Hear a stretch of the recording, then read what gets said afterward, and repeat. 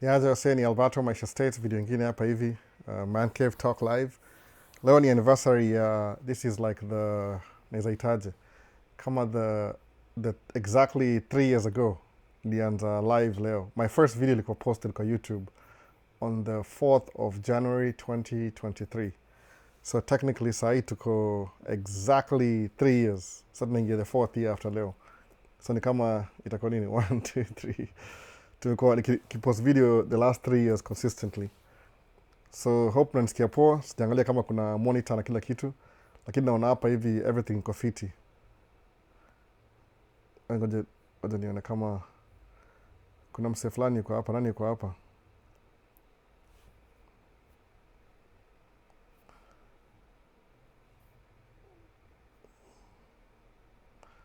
Kuna Albert, vipi bana? Niko ndani sana na ngoja tuanze live.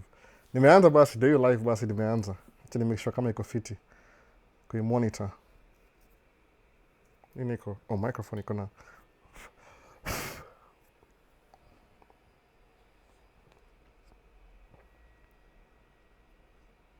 Make sure iko fiti. Nani ameingia? Oh, Vincent. Vitakuwa loud sana. Skip. Hakuna msame complain, so I think iko fiti. Sika nimeanza kumonitor. Okay, sawa. Naona sound iko fiti. Mtu ya kutampa na anything this time around. Good to know. So kuna Vincent hapa hivi anasema Happy New Year. Nimeskip. Happy New Year, bro. Alafu naona Virox amerudi kutoka Kenya, I think so.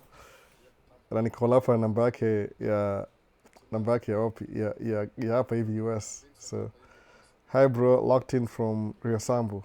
Climax Lax vipi? Hapa kuna visa nilinyimwa bro. Acha reduce volume hapa hivi. So kuna visa nilinyimwa bro, asema hivyo. Kuoa ilitoa kabisa. Nini hivyo? Siwezi soma poa, hata niangalie kama naweza soma fiti na hapa hivi. Ama nisome kutoka hapa hivi. Nasema visa nilinyimwa bro. Kuoa ilinitoa kabisa. VO. Something officer aliniuliza kama nimeoa. I said that I was engaged and I'd marry immediately after I finish my studies and come back. Kidogo kidogo nikapigwa barua ya pink. Ulijibu vibaya sana. Yeah, that's really terrible. Auku prepare bana. You don't answer like that. You need disqualification. Kama uliwaambia I'm disqualified. No. Ungesema hujaoa kabisa. I don't know mbona ulisema hivyo.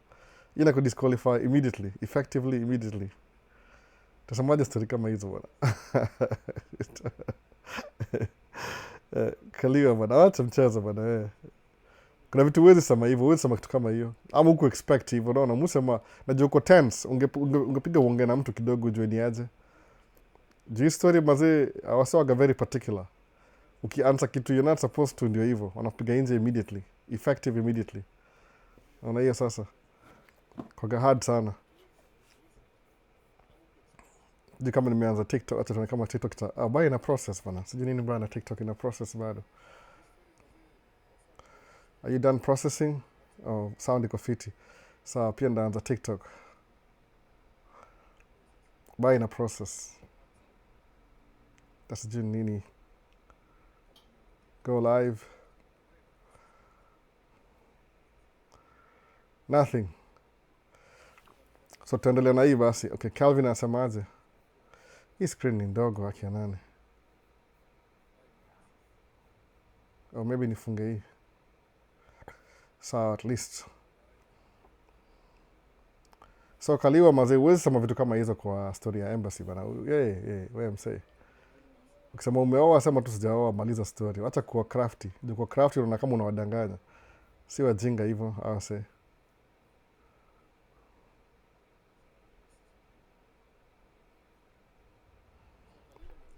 So kuna nani mwingine? Okay.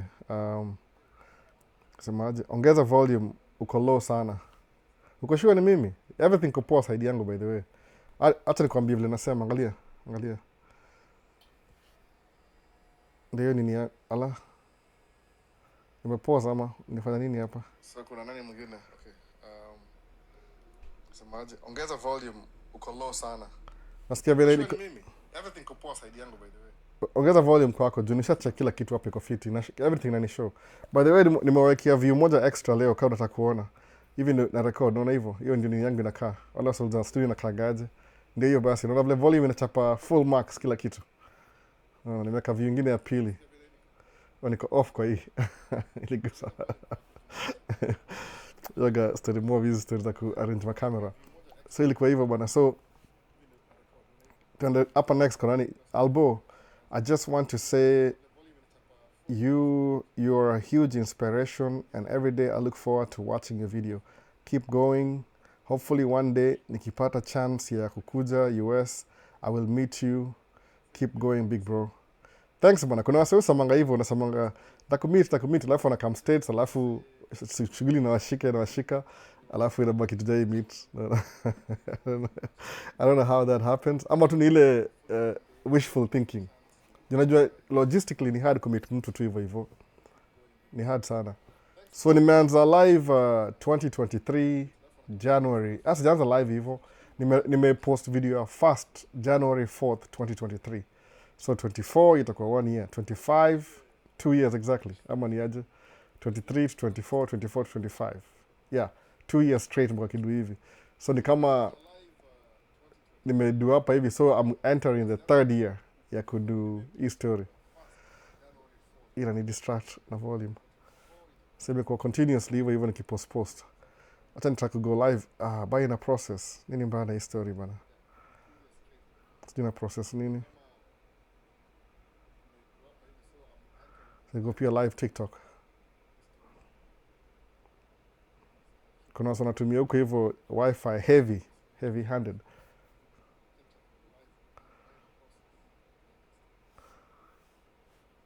Kama itakubali. Angalia vile microphone iko close. Sound iko poa. I think kama usikie poa, crank up your volume utasikia fiti. Nimekaa karibu na microphone ndio hapa hivi distance. Alafu naona kila kitu. So John Daniels anasema vipi? Wadau, hamjambo. Greetings Albo. Oh, John Daniels wa UK. Vipi bwana? Una making videos siku hizi hata sijui ama nini algorithm I recommend. Muona. Siku mingi bwana sana. So Vince asema ni aje Dero. Oh, mnabonga na Dero hapa. So kuna Kirui Devinsky. Kirui Devinsky asema aje. Hi Alberto. It's great to be here. You're doing a wonderful job in bringing value to us. Appreciate it, but appreciate it sana. Thanks for the feedback. Alafu kuna Mwaura Lan asemaje. Ni aje Albo. Poa kabisa. Dero Travels na kuona. Ushatoka Ucha? Greetings everybody, Vinny and John Daniels. Umetoka Ucha ama vipi? Hii imekataa bana. Hii sijui ni bana. Ina process bado. Nini hii story bana? Hata sijui. Mwoga niko poa kabisa alafu na kama naanza alafu something happens. Nashinda sasa nili happen tena. So kuna Ashley Mage asema hello. Nani hapa? Happy New Year kaka. Nice to see you. Tune in from Kitengela kama kawaida. So tuko wasa ngapi? 15 sasa. Like video by the way kama uko hapa like video inasaidia sana engagement. Nilisahau kusema hivyo last time. Likes zilikuwa very slow. So you could recommend sana live kwa wase wengi. Najua sasa tunaingia mambo serious after this weekend. Kesho ama nini mshalala kwa Kenya, mkiamka kesho asubuhi itakuwa a new year imeanza sasa. Naona back to the daily grind tena. Monday ifike.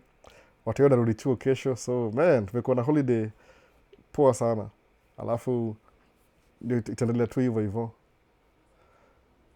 Then hapa hivi next asema Lauren Overton asema hey, I love watching you. My name is Cambry. Oh, thank you. So nimevaa hivi, nisema hivi. The first time nilianza video hapa hivi YouTube ilikuwa January 4th. I mean the first video nilimake ilikuwa January 4th, 2023. Kanimevaa the same shirt. Hii shati nimekaa naye 3 years. Muiva only on special occasions, by the way. Tunaona inakaa Kenya, naona inakaa fiti. Iko na flag. Sijui ni sign gani, iko na flag hapa though. Alafu imeandikwa Kenya. Najua msikii, nimemove microphone pole. Lakini mtaona kwa recording anyway. So hii shati mazee, tangu ni buy, niko na mbili, niko na blue na red. Naipenda sana. So muiva tu on special occasion. Ni kama kitenge hivi, kitu kaa hiyo. So nika hapa chini, nikaanza channel.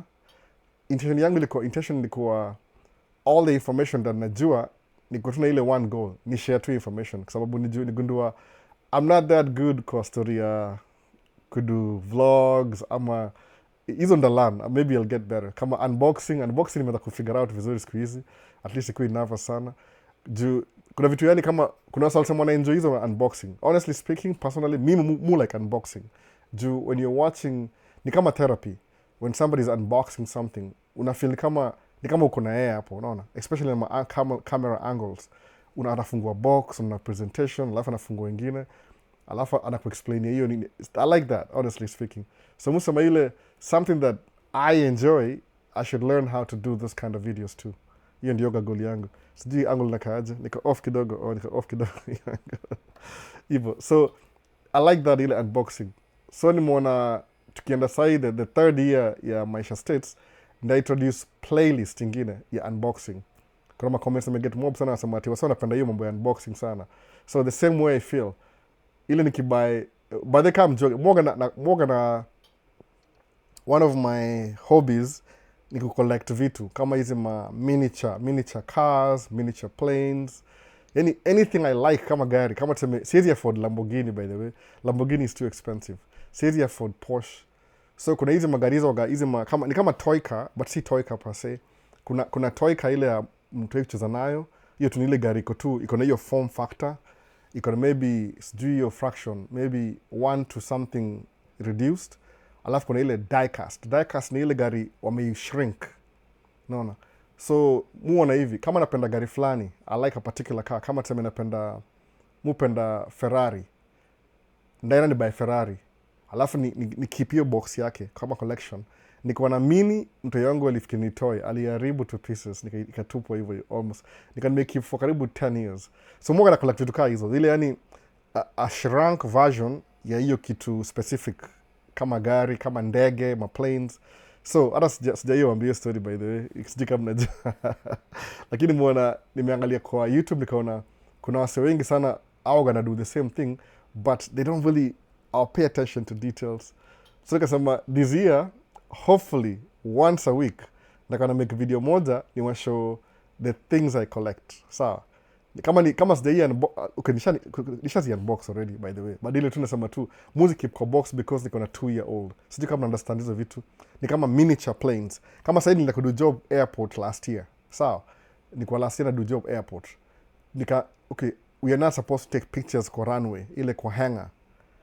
Hizo videos sijai post paka leo by the way. Nili make videos though. Sijai post. Maybe nazi post too a little bit hapa na pale.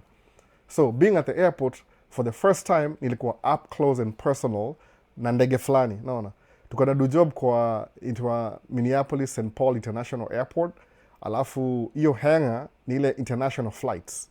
Inaitwa gate G ile apron hapo mbele ya G hapo.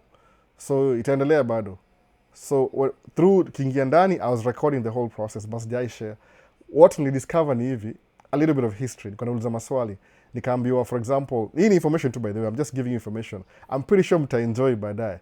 Ni ile Delta ilinunua Northwest Airlines. So Minneapolis St. Paul, one of the major clients, kwa sababu Minneapolis St. Paul inaoniwa na government. Ni kama Jomo Kenyatta International Airport inaoniwa na Kenyan government. So what happens ni ile wana lease some office building kwa hizo ma airlines. When they do that, unapata the major dominant airline inapick hizo mahanga na kila kitu. Alafu inazi keep hapo hivyo. So ukienda kuenda hivyo through, so nuliza who leases this? Sema, this was a Northwest leasing this hangar, for example. Alafu what kind of planes do they work on? Unaambiwa au work on planes kama Airbus ama Boeing. Asema sasa. So towards the road huko hivyo ni Boeing, hapa ndani ni Airbus. Alafu uliza what kind of plane is this? Unaambiwa hii ni Airbus A200-300, 220-300. One of the best looking plane nishaiona ni hiyo, by the way, personally mimi, until nikaona zingine. Sawa, okay, kidu job kwa military side ya airport. Kuna ndege moja itwanga kama ile ya Kenya. Ile ya Kenya ilivunja madirisha kwa Jamhuri Day, ama ilikuwa Madaraka, December 12th. Hiyo ndege ni ya US, by the way, inaitwanga F5. F5 ajai fight kwa war mingi sana particularly, but wali manufacture after some time, after Second World War. So vitu kama hizo ni informational. So maybe twice a month nakona do video moja niki-unbox something that I already have, alafu ndawa show segment ya this year. Ikitake traction sawa, isipotake traction pia sawa. Utaandasa kile nasema tu, ile niwambie a little bit of history about your plane yenyewe, alafu ndio watu understand. Juu nigetia idea when nimeona ile flight ya ndege ile, sema ala, kumbe Kenya wako na military jets, kumbe ni ma F5. Sijaijua hivyo, by the way, until hiyo kitu ya kuvunja dirisha ili come through. Kwa sababu hizi mandege hizo wako na history, by the way, hizo wako na history. Utapata kuna ndege ilikuwa specific ya First World War, ilikuwa na ile engine any before 1915 or something, 1925 hivi. Most of the planes zina fly zilikuwa na car engine, kama gari ya engine ya kawaida. Hii engine tu ya gari, by the way, ilikuwa tu engine ya gari ile V12, alafu iko na cylinder head, alafu ina spin ile, alafu ina produce thrust, alafu planes zilikuwa very heavy and sometimes very unreliable. Sawa, alafu over time zikaanza kuimprove. So history ya mandege ime thrive from military planes. Ndio zimekuwa hiyo technology imeanzia military planes. Ina make sense, sijui ina make sense kabisa. So that's kind of like the whole thing. Naona TikTok ina struggle hapa, sijui ina struggle vibaya sana. Hebu tuone. Ina struggle sana, sijui kumeenda aje. But hiyo ndio hiyo sasa. So nikasema tukianza this year new segment, nita introduce unboxing.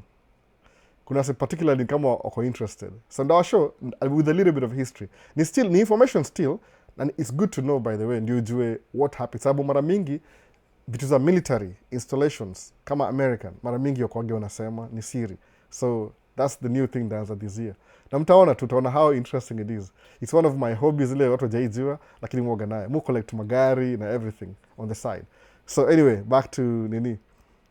Laurina asema Cabri asema anapenda hii shati, your shirt is nice, thanks. Nilibuy kwa Mkenya fulani hapa kanauza, ilikuwa Toyoyo soccer tournament, ilikuwa hapa Minneapolis 3 years ago, I think 4 years ago. Okay, nilitoka niko video. Okay, niko videos. Why upload? Okay, sasa umesemaje? Niko video nitawa-uploadia ASAP. Sasa nimeunderstand basi. Sasa make sense now. So hiyo ndio kitu moja ya model planes. Sijui kama najua First World War. Ni information tu. Hiyo ni besides the point anyway. So nisema that's a new thing for this year. Ile tupatie channel some new information hivi. No. Nini strict talk in the struggle ni aje, sijui nifanye aje. Ni kama kuna wase wana watch kitu heavy sana huko upstairs. Hebu tuone vile ina happen hapa. I make sense anyway. So that's it anyway. So ndio hivyo bana. So nini nyingine? Acha niangalie kama kuna Q&A nimemiss. Ni model plane. Kulikuwa na nani hapa aliandika Albo, I just wanted to say a huge, okay, hiyo nishaisoma already. Ilikuwa nani? Iya visa Kajawila. Sijui mbona ulisema hivyo, by the way. So visa nilinyimwa bro. Kuoa ilinitoa kabisa. VO Fisama, VO aliniuliza kama nimeoa. I said that I was engaged and I would marry immediately after I finish my studies and come back. Kidogo nikapigwa barua ya pink. I don't think your answer ilikuwa poa sana hivyo kusema hivyo juu inakuwa a little bit tricky. Ukiambia mtu inakuwa a little bit tricky. Mbona na struggle hapa sana hivyo, sijui kwa nini.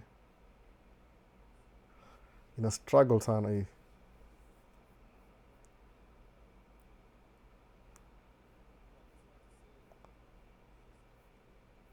Computer imehang tena.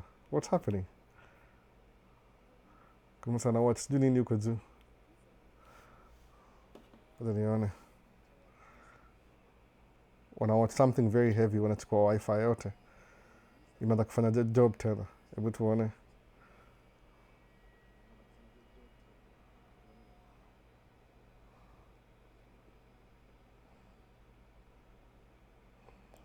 Oh, sawa. So naona kama iko poa semaje. Kuna DJ Kirati asema I'm here. Oh, that's good. Representing 254. Chege Joey, Kenyan American. Naona hapa Kenyan American flag. Alfonso, go to his YouTube channel and experience 4K and buy data. DJ Voice vipi bana? Buy data. Trump anatoa watu mpaka kwa man cave hatari. No. Semaji, hello Albo, mi hupenda video za point of view zako ukidrive kwa hizo barabara zenyu. Oh, that's good. Iliambwa na wase kitambo. Mwaga na do hizo video. Hata kwa track, that's ile, you have to do it in a way that auta end up in trouble in case msaki watch your video kama authority. What I do ni ile move fix camera, alafu na drive. Alafu I just talk while I'm driving. Siangali camera, siangali kitu yote. So ina make sense kukua hivyo. Mwana hivyo, inakuwa poa hivyo. So utaki kuwa you distracted drive, itakuwa shida kidogo. I'm reading the comments from the phone. Akionani. So, hi Albo, happy to be here, to be your fan. Save 20%. Ukumbuke ukinitumia ile laptop ya 2026 nyota, dize. Nikitumia laptop mse, cheza nini? Nikitumia laptop bado, sawa tumia laptop. Yona sijailipia bado. Sawa, nimenunua, sinimwambia nimenunua laptop, ama hata sijui kama uliunderstand nilisema nimenunua laptop. Laptop ilikuwa niko na Apple credit card, sawa. So Apple credit card sijaitumia for a while. So because sijaitumia Apple credit card, waliniambia you need to use it before niko na 1 month. Buy something, nisipo buy something, what's gonna happen ile watai shut down. Nikaona I don't want to miss hiyo credit ya Apple. So nikaona okay, what do I need sahi? Kama job hivi, nikaona okay, I need to upgrade my computer. Kwa sababu hii mtumia hapa hii mtumia hapa kwa live, hii computer mnaona hii MacBook hii mtumia hapa hivi mostly mera kwa slow kwa so many things. So nikaona nikaswipe credit card ya Apple. What they do dile wanakupatia masema 280k. Oh, sijui ni how much Kenya shillings, but ile wanakupatia credit card alafu unainunua, alafu wana spread payment for 12 months. So keep pay off within 12 months, no interest. They just want me to use their card. Unajua hivyo? That's what they wanted. Juu nimekaa sana kazi jaitumia. Nikaona, wacha tu nibuy computer sahi. So nikaona which computer iko. Nilitaka 16 inch ile version 5, lakini haiko available mpaka this year, March, ndio naitoa. So nikaswipe card nikabuy. So ni deni, nimebuy hiyo computer na deni. So kinabidi kupatia na deni. Tutalipa deni. Lazima ikuwe paid off kwanza. Naona. Ni Apple, wanatu blackmail hivyo. They want us to use their credit card so bad. Mpaka wanatuambia ni aje, if you don't use it, we'll take it back. That's what happens, naona.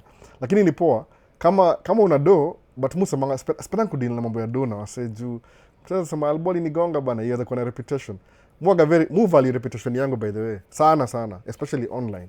Maona juu, unaweza fanya kitu moja tu ya kama kawaida, alafu i-blow up on your face ikwe, sijui unascam watu. Kuna vitu moja bizo happen na hizi stories za madodo. I don't like that. Kusema kweli, msaki niomba do, kama deni, I'm not gonna do it. Ni ile either nikupatie tu kama niko nayo ama uende uombe bank. Si mimi juu mara mob watu kwa sana jua vitu kama hizo, mambo za deni, mambo za do, umeona.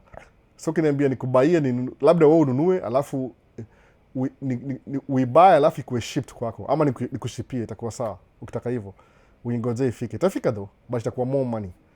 Ukiniambia nikufanyie favor nikubaie, so it's like it's my expense again. So I mean, who wants to kuinka expense ya mtu mwingine? That's just what it is. No.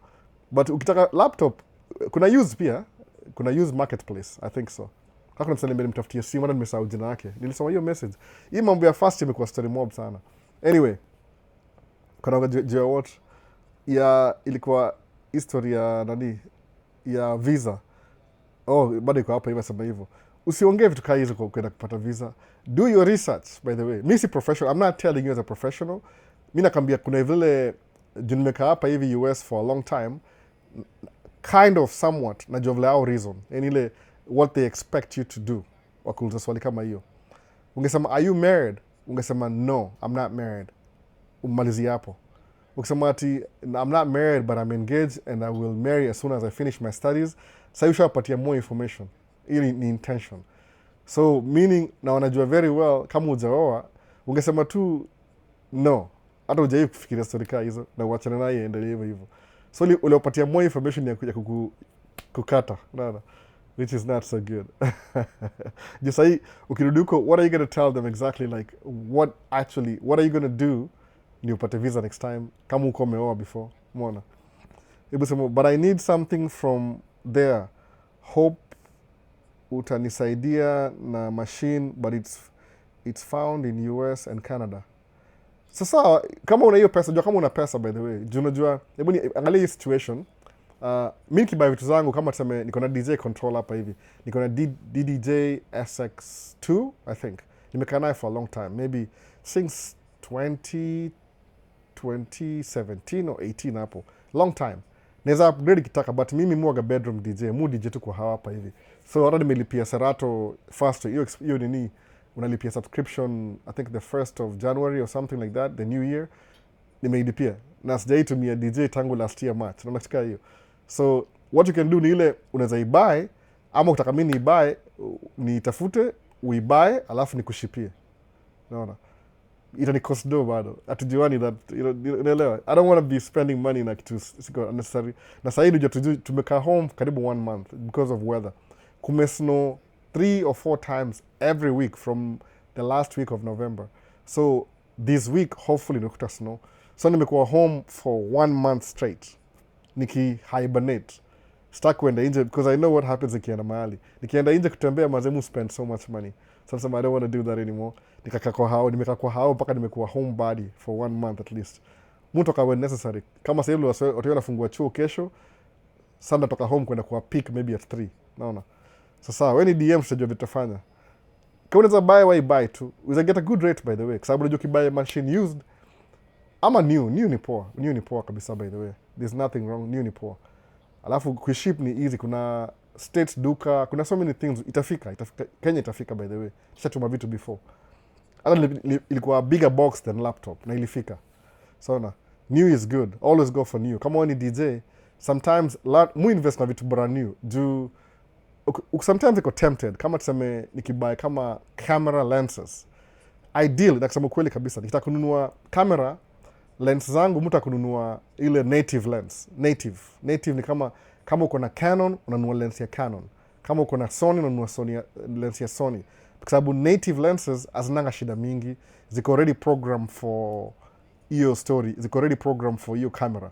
Kama kusema kweli kabisa, gundua when I'm taking pictures nikitumia lens ya Sony, it's faster, iko snappy, iko very snappy. Nikitumia maybe Tamron ina delay kidogo, so ni kama I can miss a shot nikitake pictures. So nisema I want to invest na specific Sony lenses.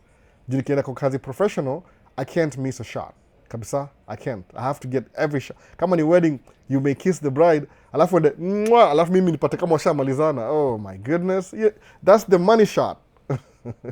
No, sasa. So musema I really want to buy the ile Sony native lenses. So ukisema kama una do DJ, which is kind of like it's very heavy on the machine, si heavy sana kama video editing, lakini if you're buying a computer ya DJ, nunua kitu iko na capacity, alafu iko na ile, not only today, una future proof, because ukinunua kama M4 ile ninunua, it's so powerful. More edit video by the way, nimeedit video moja at least kwa hiyo computer. Sina time vizuri, alafu mtoi anaweza mwagia chai ama kitu kama hiyo. Huyu mtoi mazee toi ya old amekuwa mkorofi siku hizi. Anyway, amevunja sijui vitu ngapi. So una make sure una buy computer ile it serves you now, alafu una future proof for another 8 years. Ndio the money you spend today inakuwa na, you get the value, una squeeze all the value from the money you spent on that machine. Kama hii mtu hapa iko live hii, the computer that's running the live right now, hii ni 2018 MacBook Pro.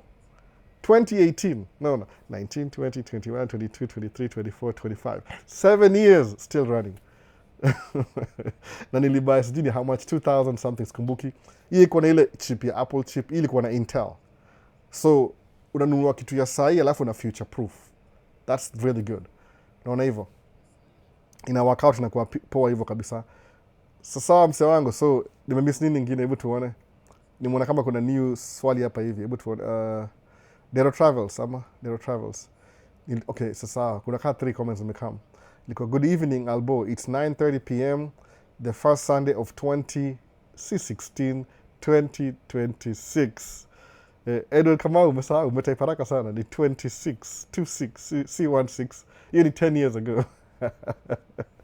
10 years ago. Sorry, okay, I'm correct. 2026. Yeah, the first Sunday. Alafu kesho ni the first Monday. Sure, native lenses work super fast. Ni ukweli hivyo by the way, ni ukweli. So, yani, anzia, kama mimi, when I'm doing video, I don't mind using non-native lenses. Kama Tamron, hata sijui ni pronounce aje, na pronounce kiamerika. Tamron. Alafu kuna Sigma. Alafu kuna hizi zingine jina mingi hata sijui ni gani. So, kwa sababu video uzuri ya video, once umeiset and forget, paka iishe. Kama jana nilikuwa State Capital, jana by the way, nilikuwa State Capital. My brother-in-law alinipigia simu akaniambia kuja, tukafilm se fulani, he is launching his campaign for governor. Anaitwa Raul, Native American. Alisema, share these videos. So nikashindwa, which videos am I going to share? Nazi share baadaye. But sijui, I don't know which party. I think ni independent party. So sawa. Share. Alisema share the videos. Tulimrecord kwa State Capital. Oh, that place is beautiful. But sikuwa sure kama I'm supposed to take pictures. Juu ni kurecord, so come take pictures. But I'm planning a trip kwenda State Capital next time. Beautiful place, man. Beautiful. Rotunda. Iko na painting. Ah, my goodness. Nishanga. Echo, nini. No. Willicent asemaje. Watching from Ruaka. Karibu sana Willicent. Nakuona umeingia. So hope si miss anything. Maswali zina kambio mbio. Wacha tuone ni update yangu ya TikTok hapa hivi. Nimemiss anything? Hebu tuone.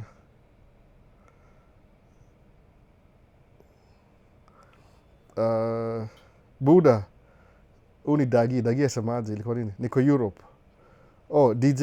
Oh, kama uko Europe uko poa kabisa. Europe uko poa kabisa. I will DM you. Europe hapo ni karibu. Hapo ni poa sana. Hapo mubuy vitu toka Europe by the way. eBay na unatuma inafika. Lens yangu nilibuy Japan. Kwa Europe iko poa kabisa. Naona. Hiyo ita work out. Also watching from Ruaka, Judy. Naona Buda umejaa. Umekuwa unaenda gym. Hapana, nimenona bana. Hii ni kujaa kweli, nimenona, si kujaa. Niko na 10 pounds extra. I don't do anything. Nimekuwa home for a month and a half. Kukula tu by the way, kukula tu na kulala.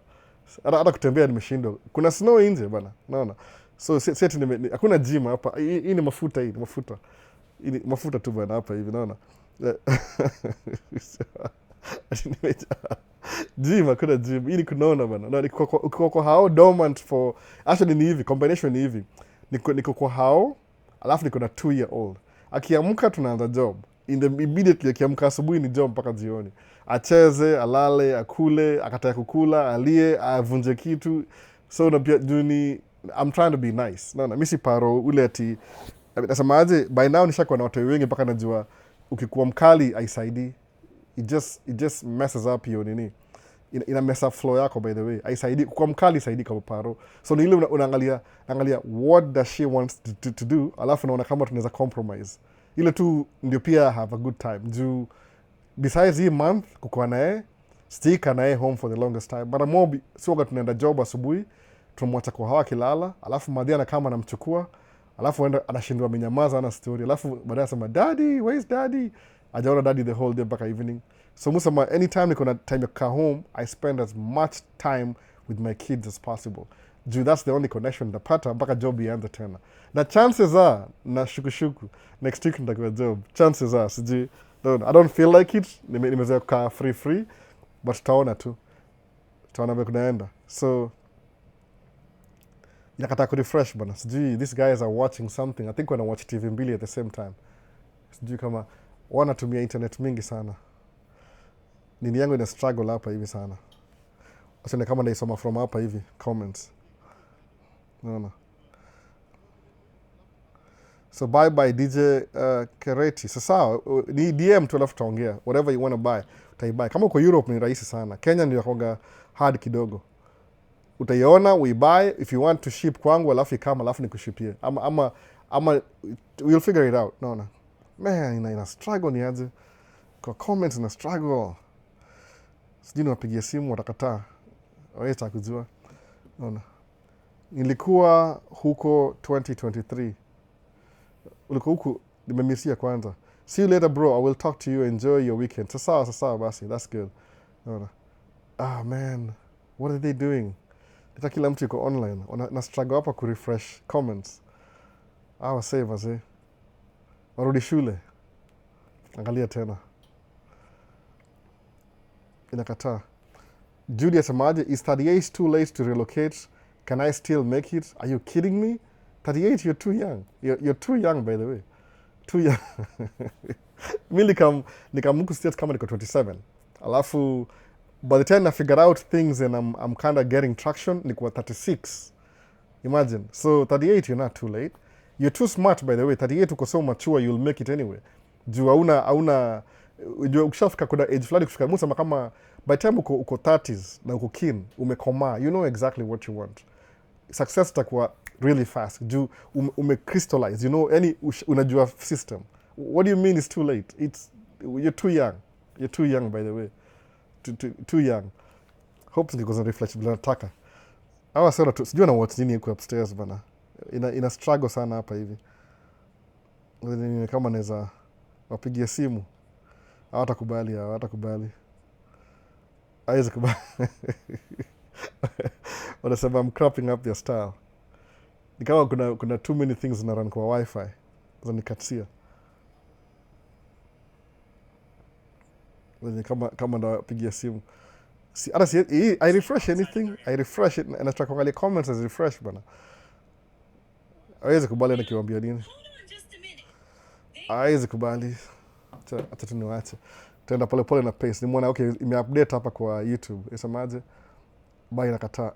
My goodness. So in the house watching from Machakos. Christopher Mutuku, karibu sana. Ime-refresh tena. These guys are giving me a hard time. Situone. Albo, I've been in communication on WhatsApp. Had DM'd you about helping me source for an iPhone. Oh, ndio wewe basi, yeah. So ilikuwa holiday. Most of the things ime shut down. Hata mimi expect wafungue hizo mastori za next week maybe. Taangalia iPhone. Lakini kuwa careful. Usikamu sema kile ukiniambia nitafute iPhone natafuta alafu I don't want it to isini cost pesa mimi. That's what I'm saying. I don't want to be spending money right now. Kuna time kuna msala kama nataka kitu Kenya kitambo kidogo. Okay, sitaki kumweka on blast but tulibuy hiyo kitu tukabuy alafu ikaenda up minimum lipia shipping. So it's like I was part of hiyo expense. Sikusikia poa sana by the way. Jilifaa yeye aibuy. Naona. Lakini jilikuwa bado ile in the beginning sema sawa. Nikaduya wase wawili watatu kaona hii kitu ina cost so much money. Hakuna haja. If you need something alafu inunue shughulikia hiyo gharama, unaona? Hiyo gharama yote shughulikia, unaona? Aya, last sala samaji hivi. 38-year-old means you still have 8 children in you. Work hard. Oh, Virox. Three children. Si tuongee mambo ya watoi hapa hivi. Mbona kitu kitu fresh fast enough? Okay, naona one message. Leo na struggle sana na wifi. Hebu tuone kama ina rate aje. Chat pop out. Ina slow everything. Sijui. I don't know why. Ninge refresh ama nini. Ama computer inakuwa crowded. Ina struggle vibaya. Hata sioni comments kabisa. Ina struggle kabisa. Can't even see any comments. Najaribu sana.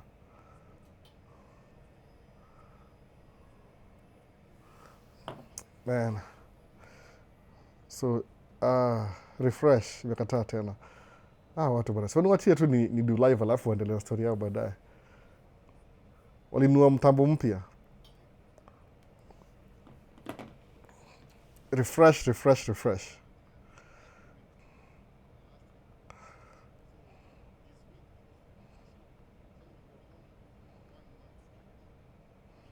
Okay, DJ, I can't message you till you accept my request inbox. Please, soma hapa juu. Okay, sijui ni hivyo. See, okay, sasa, I'll accept it. Right now, niko live. Sijui kama naweza angalia kama niko live. Acha nione. Hawa sangi niwachie nifanyie kitu saa hizi. I don't know why they're doing this to me. wana watch kila kitu at the same time. Muambia nikifanya live on watch your time, it's like they can't do anything. Goodness. Tuone. Huku imehang. Sasa hivyo ni kama imehang kidogo pia. Inakataa kudu kabisa. Wi-Fi ina struggle mbaya.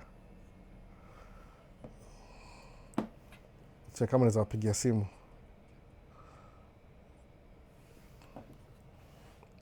Ilibidi uongeze kidogo. Iko sawa kabisa, iko sawa. Ni vile tu kuna so many things running upstairs. I think kuna iPad 3, kuna mtu ana watch movie, maybe I don't even know. Naona sijui watu wangapi. Mara mingi wao wamelala. But niwaambia sasa hivi tumeanza shule zinafunguliwa wala mapema. So they awake vibaya sana.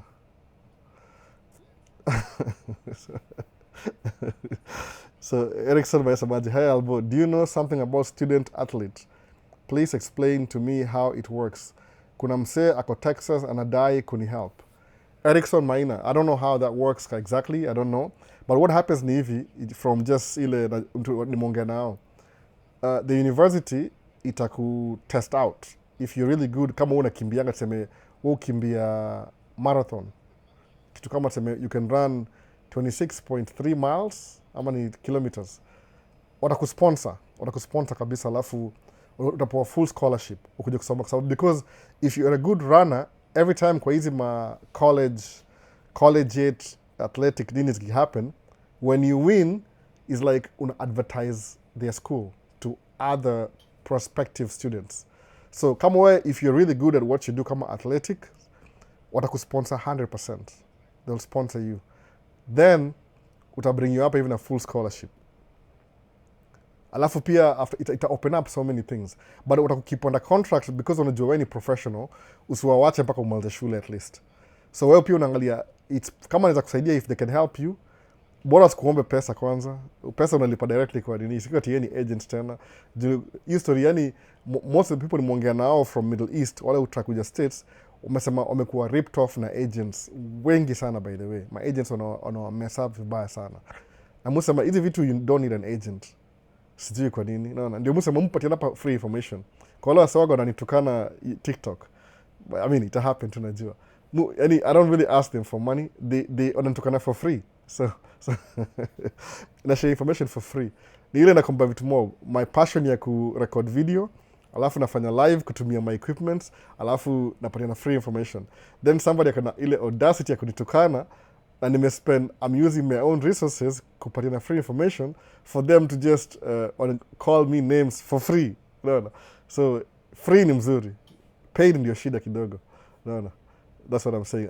I don't know, big deal by the way. Nasema tu hivyo. Inalemewa na wifi. Albo, I've been communicating. Oh, okay, nishamaliza hiyo WhatsApp. You tatuma baadaye. Sema, come to my house and do the live. Too late now, too late. What time? Let me know when you're coming. Your house is like half an hour away. By that time, live itakuwa imeisha. Edward semaje? So, for immigrants with kids while in high school, do you start afresh? How is it generally? They join school. They join school. Ama kama mmoja maybe close to graduating, Judy, unawacha graduate. Musema hivi, preferably kuna immigrate kuja US, your kids are maybe form 2. Form 2 ni 10th grade hapa hivi. Hapa utumia tu numbers, ile numbers. 8th grade, 9th grade, 10th grade, 11th, 12th grade. So ni K through 12. So if your kids are in high school, wacha wakuje tu join high school. So what happens in high school ni ile, those are the best connections you'll ever make. High school. Because after 4 years mta split mwende university. Alafu some of the students wanaenda wakue the president of the United States of America. Guess who they're going to hire in their cabinet? You!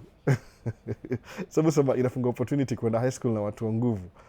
So usijipatie, I mean, you're only limited by what you think you can and you can't do.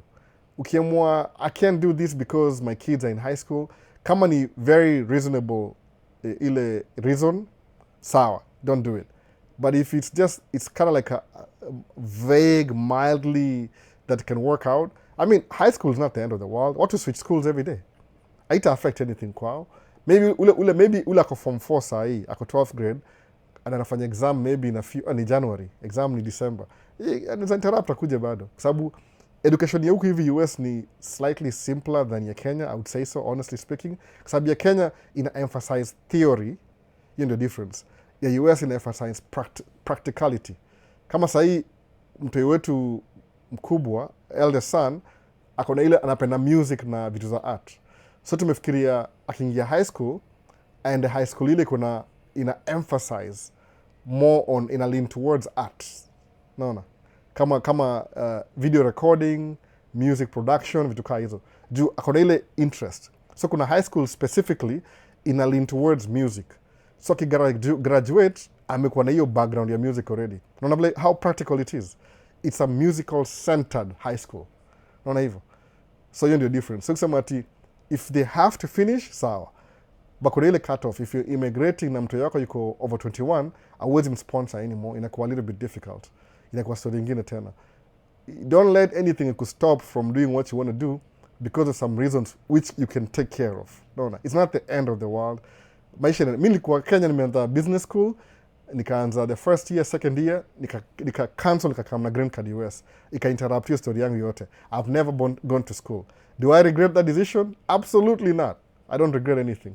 Kwa sababu kuja hapa ili unlock other possibilities sikuwa nayo kama niko Kenya at all. Ilikuwa zero yani. Kuinterrupt business school Kenya ilinifungulia the basic business knowledge nilipata hiyo 1 or 2 years. I think ni 1.5 hivi. Maybe the third semester. Nili-interrupt kabisa by the way. Nikakuja na green card. So ile interruption li happen kwa hiyo case ya ku-interrupt my school. Sijai regret paka leo. I mean, do I look like I regret it? No. Ili open up possibilities that I never even thought of completely. So Judy, kama kuna limitation, you are your only limitation. Naweza sema hivyo. Nobody else atakatia, ni wewe peke yako. You are the only limitation ule una exist. So Eric asema huyu anadai kunihelp pia, yeye alienda huko US kama student athlete. Ni msee wa kwetu, si agent. Thanks for the information. You inspire me. Do it by the way. Musamanga hivi, if you think I'm inspiring you, what I'm basically doing ni kuambia these things are possible. Why? Because hata mimi, yani basically, nini yangu yoga, I'm sharing my personal experience. So the things you think are possible, ama they are not possible according to you, they are possible. Mimi nakwambia hivyo. I'm not here to kukudiscourage, kuambia US ni mbaya, maisha ni ngumu. True. You know that already. So you know that already. Life's ni ngumu either way. Hata mimi, say, you know, I have first world problems. My Wi-Fi is so slow.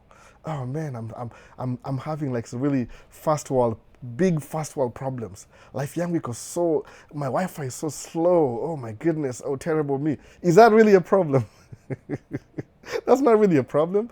Oh, it's snowing outside. I can't drive my Audi Q7 because it's snowing. Is that really a problem? Hizo ni first world problems. Mimi naongea solution based.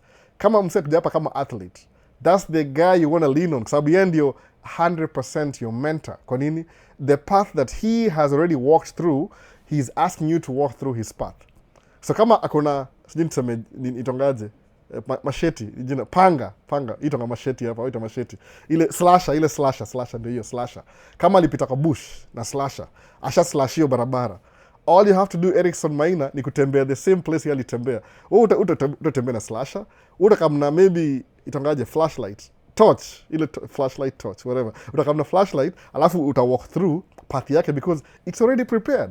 No. So kama kuja hapa kama athlete, that's guaranteed. Waambie ku help. Kama unakimbiaga, kuja marathon ukimbie by the way, sababu as long as ule coach akupende, because ya recommendation yake itakuwa very strong. Sema, I know somebody who can run. I don't know when athlete aina gani.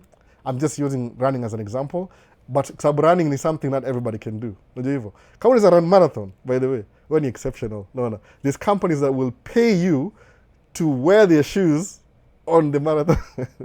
Mwambia Paul kila siku. Paul alikuwa na sponsorship kwa Middle East Dubai. Yesabanga Dubai UAE. Siku hizi ana sponsorship bado. But Paul yu kimbia. Is ako 6 feet something, 6 feet 3 na yu kimbia. Ni mtall by the Paul ni mtall. Alafu niambia Paul, inafaa ukuwe so outgoing that kampuni ikwambiaje, just wear our shoes ukimbia nazo, alafu uchukue video. Alafu hiyo ndio marketing strategy. So please do it. No. Hiyo ndio mwasema hivyo. Nikiongea juu ya how many problems we have. I mean, we'll be here the whole day. ni ile isemaje, what things are possible, hizo ndio focus naye, positivity, kwa sababu negativity iko kwa hewa hapa already, unaona. Actually most of the positivity kwa world yoga drowned na negativity, everybody knows that, unaona. So kusema tuongee juu ya upuzi ya America, waste of my time, unaona. Hakuna haja kitu kama hiyo. Tuongee na ile 2-3% ile inafanya ufeel poor, wins every day. That's what it is. So kama una swali, I didn't ask you for money, ni free information. I'm telling you the truth. Ukuja hapa kama athlete, utapata umeingia mahali, labda uko na contract na Nike, before to graduate, una making sijui how much money per month kuvaa tu viatu ya mtu. Kwa nini? Because not everybody runs, not everybody is an athlete like you are. No. So Albo, plans are 2026, ni tracks are paid, so where do you want to go from here? Oh, the tracks are paid off. Moja iko paid off. Ingine bado, either I'll sell it or I'll run it for 1 more year and pay it off. Musamangaji, kwa life yangu, I don't focus on the destination. Kaujaijua, angalia vizuri. I never focus on the destination. Kwa nini? Jumunjo kitu moja. As long as you live, hata wewe unajijua hivyo. As long as you live, bora tu usi lose hope na uquit. As long as you live, life bado yoga optimistic. You will fail today, you will succeed tomorrow. You will fail the next day, you will succeed the next day. So usemaje, una focus on zile wins. What gives you that joy, ile desire you want to feel? Feeling, nimesema feelings. Sijasema ati spiritual, nasema feelings. Because feelings, it matters. Ni signal, ya kambia kitu fulani. This makes me feel good. So kupay off track ni destination. But it's not actually the destination. More enjoy the journey more than the destination. No. My road to get there is more interesting than getting there. Mwona hivyo. Kwa sababu, nikiamka kesho, I'll have a new agenda. Nimeongea hivi before, labda maybe uli miss Edo Kamau. Nisemaje, this year, nda introduce segment ingine kwa Maisha States channel, ya I'll share a little bit about myself too, a little bit more kidogo. Ile, what I do for fun, my hobby. Mu collect ma planes, cars, isle ma miniature cars. They're not so small, by the way. The big, and come at this size, okay, I don't know what size. But there is, doing centimeters, ni nimesahau centimeters kiwizi. But ni kama, models zangu za plane, ni kama, what size? Between 8 to 15 inches long. Juni plane, niko naye moja hapa, niko farthest kidogo, niko ile side. Niza chukua kweli, niko mic'd up. Na make video sometime this week, alafu na i-post. Na pretend kama na unbox hiyo, I've had it already. Nisema naongea juu ya, for example, kama one of the most interesting stories in Milan kwa First and Second World War, ni vile watu weusi walikuwa discriminated kwa Second World War. They were not considered human beings. But because the president's wife, I think, President Gani nimesahau jina yake, his wife alisemaje, huwezi kuwa na segregate military, because these people who in the military, they are all fighting for our country. So kiwa segregate is like you're losing the battle before you even start. So kama kuintegrate watu wana fly, yani kwa flight school, watu weusi waende kufly. Sawa? Mnajua hii story by this. Mnajua hii story? Ile ya Red Tails ni Tuskegee Airmen. Wale African Americans walikuwa very exceptional kwa Second World War. Exceptional, by the way. Waliingia kwa camp, they were thrown in a camp in Alabama. Wakafundishwa training how to fly. They made so many mistakes. But ule nini wale waambia hivi, every time you guys make a mistake, kwa watu wale weupe, wanaangalia kama nyinyi maluza already. They've already written you off. So you have to work twice as hard just to be average. Hiyo ndio kitu encouraging about your story ya Tuskegee Airmen. Kuna movie, but hiyo movie iko whitewashed. I say my story yote. I don't really like the movie. But nisema hivi, because I hate old planes, by the way. I'm going to be honest with you. I don't like old planes. I like newer planes. Sawa. But one of my iconic plane collection ni itonga P51D Mustang. Mona. Iko na fly, iko na V12 engine. I think ilikuwa Rolls Royce in England. Alafu ikabring you America kwa convert. Ndege moja ilikuwa very powerful. Hiyo ilikuwa ina escort mabombers kwenda Germany. Hata hiyo bomber ni B17 or so. Nimesahau number. Hiyo sikogi keen naye. But ile niko na model plane ya Tuskegee Airmen. Ile iko na red tail. Ni P51 Mustang. Niko naye hapa hivi. It's this big. I think maybe about 10 inches long. Ni plane kabisa. Because there's a history of watu walikuwa exceptionally good for being discriminated, and encourage your story. Sijui kama mnajua hiyo movie. So nisemaje, when something is symbolic na iko na reminder na iko na object lesson, muibai ndio nijikumbushe. So nisema 2026 I will try and tell those stories about hizo planes in one segment, maybe once a month. Every time nikibuy kitu mpya ndai unbox alafu ni wa show, because nimeona hii unboxing ya MacBook watu wameipenda sana. That's what I'm saying. Kupatia channel at least some new, unajua ukidu channel you can't keep doing the same thing. I mean, motivation will never die out, sababu people always need motivation. That's true. Lakini I share a little bit more about my life. Na kuna Jenville pole tu kiendelea, ndio life iko more interesting, sababu that's something I'm passionate about. Alafu pia sasa kama mambo ya camera, what do you use your live stream? How do you record your live stream? Sasa hiyo swali nikamwambia, niko na video already, but people have never really asked me how I do that. But najua once you see somebody do something that you want to do, ama you're not even thinking of doing, unakuwa more encouraged to do it. For example, kama leo nimewapatia treat. Nimeweka kamera moja iko hapa, hii kamera hapa hivi. So mnaiona everybody. So kamera yenyewe inakaa hivi. Hii ndio station yangu sasa. Naona kuna computer hapa. Microphone ndio hii. Hii microphone. Niko na DJI hapa, DJI mbili. Naona DJI ndio hizo hapa hivyo. So nini nyingine? Kuna hii hapa ni nini? Pale. Ile ni soundboard yangu. Ndio soundboard kama unaweza iona. Sijui kama mtaiona. I hope so. Soundboard ndio hiyo. Alafu kuna ile screen nyingine, ile recording naionea pale. So hii ndio makeshift. Zimepangana tu hivi kwa laini. Hii ni meza moja ya plastic. Naona plastic. So if you see me doing this, computer ndio hii. This is what I do. Si siri by the way. Overkill. Nimesahau na block. Hii ni charging block yangu ya kucharge my camera. Very good too by the way. Ina charge camera, you don't really need a battery. So ndio hii view mnaona. Hii ndio view sasa. Naona hii view ndio hii. This is exactly the view. So kuna gatekeeping hapa. Ndio hii. This is what I'm doing exactly. Kuna screen pale, ile ni recording, soundboard, computer ndio hii. Alafu kuna video switcher. Sijui kama mnaiona kwa hapa chini. Acha nione kama naweza itoa. Ndio hii video switcher ndio hii. Masimu ndio hizi hapa hivi na monitor. This is it. Hakuna siri. So if you see me doing this, if you just do half of this, utaweza kudo live. No, you don't need complicated equipment. Ni vile tu na happen kukuwa nazo. Alafu because I have them, nasemaje, if I have these things already, wacha ni maximize their use. Umeona? Juu hii nikienda kufanyia msee podcast pale nje, msee ameniambia come and record our podcast. Mupenda quality sound. Muenda na hiyo road. Even though lately sijaenda nayo, kuna mmoja na microphone ile mutumia hapa, hii microphone hii mutumia. It's so good that I don't even need the soundboard. Na plug in kwa shati ya mtu, sound iko perfect. Umeona hivyo sasa? So when you see somebody do something you want to do, inakuwa easier kuifanya. Nikiambia msee it's possible, maybe wewe unaangalia from your perspective. Kama ile kuna, naweza semaje, kuna glass na hiyo glass iko foggy, naona. So kile mimi nafanya ni ile nasemaje, na kama kwa hiyo glass ile the other side of the glass, na kama na spray alafu na kuclean, akwambia vision yako iko unaweza iona, unaweza angalia the other side. This is what the other side looks like. But because wewe unaangalia unaona, I think it's raining outside, I can't really see my future. Hii natumia illustration by the way. I'm not that good kuambia wewe what your future is. Nasema tu ile you get to see the other side of things that typically you won't see it kama ungekuwa pay attention. So inakuwa, yani unapata ile clarity. Hata mimi when I see somebody do something that I want to do, nakuwa more encouraged. Naona nikijiuliza, oh my goodness, so by the way, indege very funny. It looks really funny by the way, very funny, but utashanga what technology the plane had. Tafuta ma documentary YouTube utaziona. Tafuta tu ile P51 I think version D ndio ilikuwa red tail, itakuwa red tail. Sema tu red tails, itakwambia nini red tails. Naona utaona ile exactly this is how they were flying in 1950s, wakikuwa discriminated.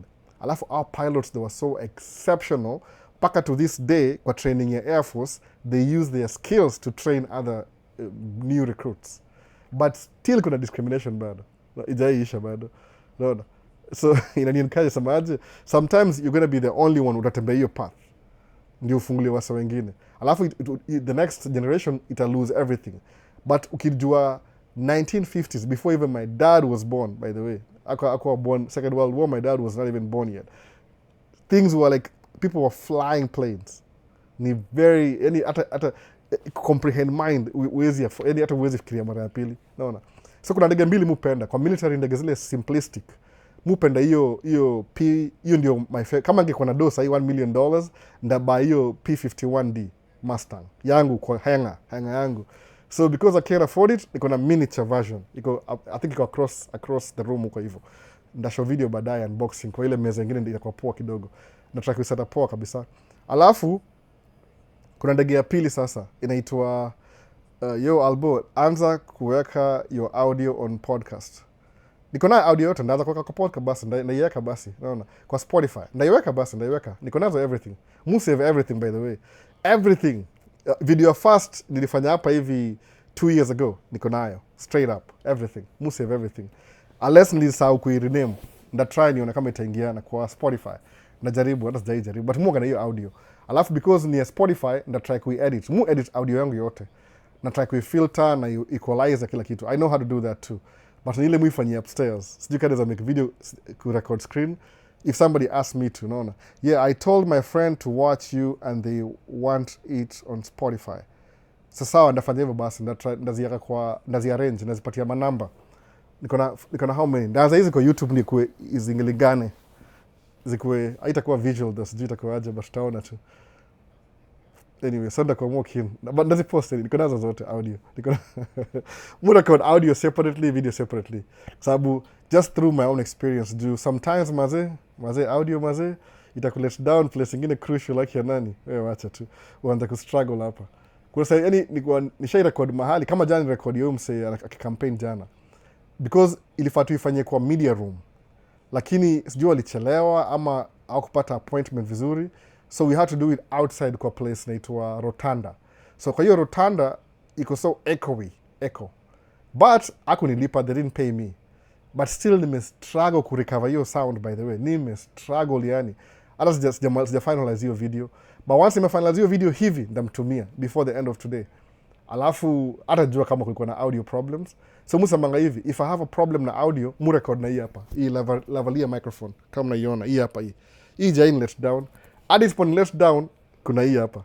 Hii kuna let down, kuna hizi ma DJI. So I'm doing 3 audios at the same time. Backup. Because it's happened before. Uzuri ni ile, nikienda, kama yu kuenda Rotunda, hii campaign, they didn't pay me by the way, nilishow up kama volunteer too. But guess what? Hiyo ndio nimefungua njia sasa, naona. Kama ile mfanya podcast ile nimefungua njia nyingine. Hajanipigia simu for 2 weeks by the way, niko na footage yao. But ni hivyo sasa, you start growing, unafungua njia place, kukuwa na njia before. Naona hivyo. That's what I'm saying. So naweza kuzipost Spotify, naangalia hiyo process ni gani. I have all my audio, na hii process ita sound kama crispy, kwa ile crispy sound by the way, ya kila kitu. Video zote by the way mutumia backup audio, alafu nazisave. Memory si cheap sana, but me inakuwa very productive. Kama sahi as we speak this year, nisha buy 20 TB memory extra ya this year, alafu nisha buy 4 TB ya kuedit already. Hata sijazifungua bado, labda nadu unboxing. Sijazifungua bado, hiyo memory ile mutumia. Juu ya nini ya last year imejaa already. Niko na sijui 4 terabytes ijae kabisa. Alafu na mazana naye. Unaona? Alafu ile namba ya ku reach out ni unakam YouTube channel, Maisha States YouTube channel. Mutumia handle yangu ni hivi, @Maisha_States. Alafu kienda YouTube, unaangalia any video. Pick hata hii video sahi, hii Man Cave Talk. Kwa description section, utaona my contact information. Kuna email, kuna phone number, utaona hapo alafu utanipigia. The best thing, if you're calling me for the first time, nitumie message ujiintroduce kwanza. Alafu ndio niambie my name is blah blah, because every time you text me and you send me your name, must save namba yako kwa phone book. Simu ndio hii. Ndio hii simu hapa. Ndio hii simu by the way. Hii hapa hii. Hii simu ndio hiyo namba. Ukinipigia nda receive na hii simu. Ndio hii hapa hivi. Hii ndio Maisha States. Naweza sema ile, but sipo kwa sababu nikisemaje, sale nilitry kuihide kidogo juu nilikuwa napatanga so many soliciting calls. But hizo come by the way, juu sasa umeka namba yako kwa public. Unaona? Sasa mwacha ni make it at least difficult. Enda uangalie kwa YouTube. Ukiniambia ndakwambia. Juu kuna wase sitaki wanipigie simu wale unnecessary.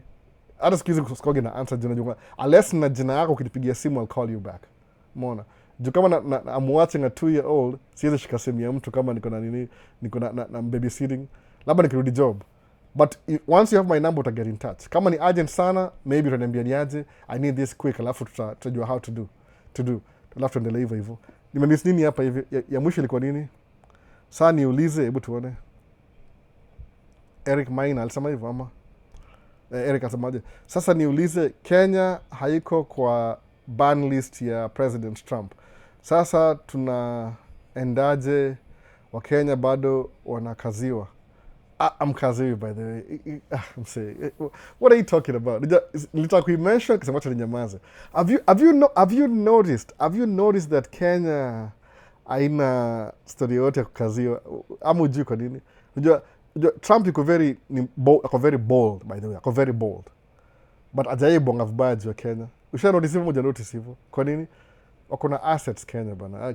Come on man. Kuna UN, UNEP, wanataka ku bring a section of you. Watakumake Kenya kwa base yao. So, huwezi ongea mbaya juu ya Kenya. Tuweza of course alafu tuharibu hiyo nini yao. So, as we speak, kuna mpenyo. Kama unanyimwa visa is because of your own homework. Ufanye your own homework. Ndakwambia ukweli kabisa. Hata mimi kusema ukweli nisema hivi. When I was trying to come to America na F1 kama student, alafu nikaenda interview, the way I answered my question, hata kama mimi ningekuwa officer, singejipatia visa. I was terrible. By the way.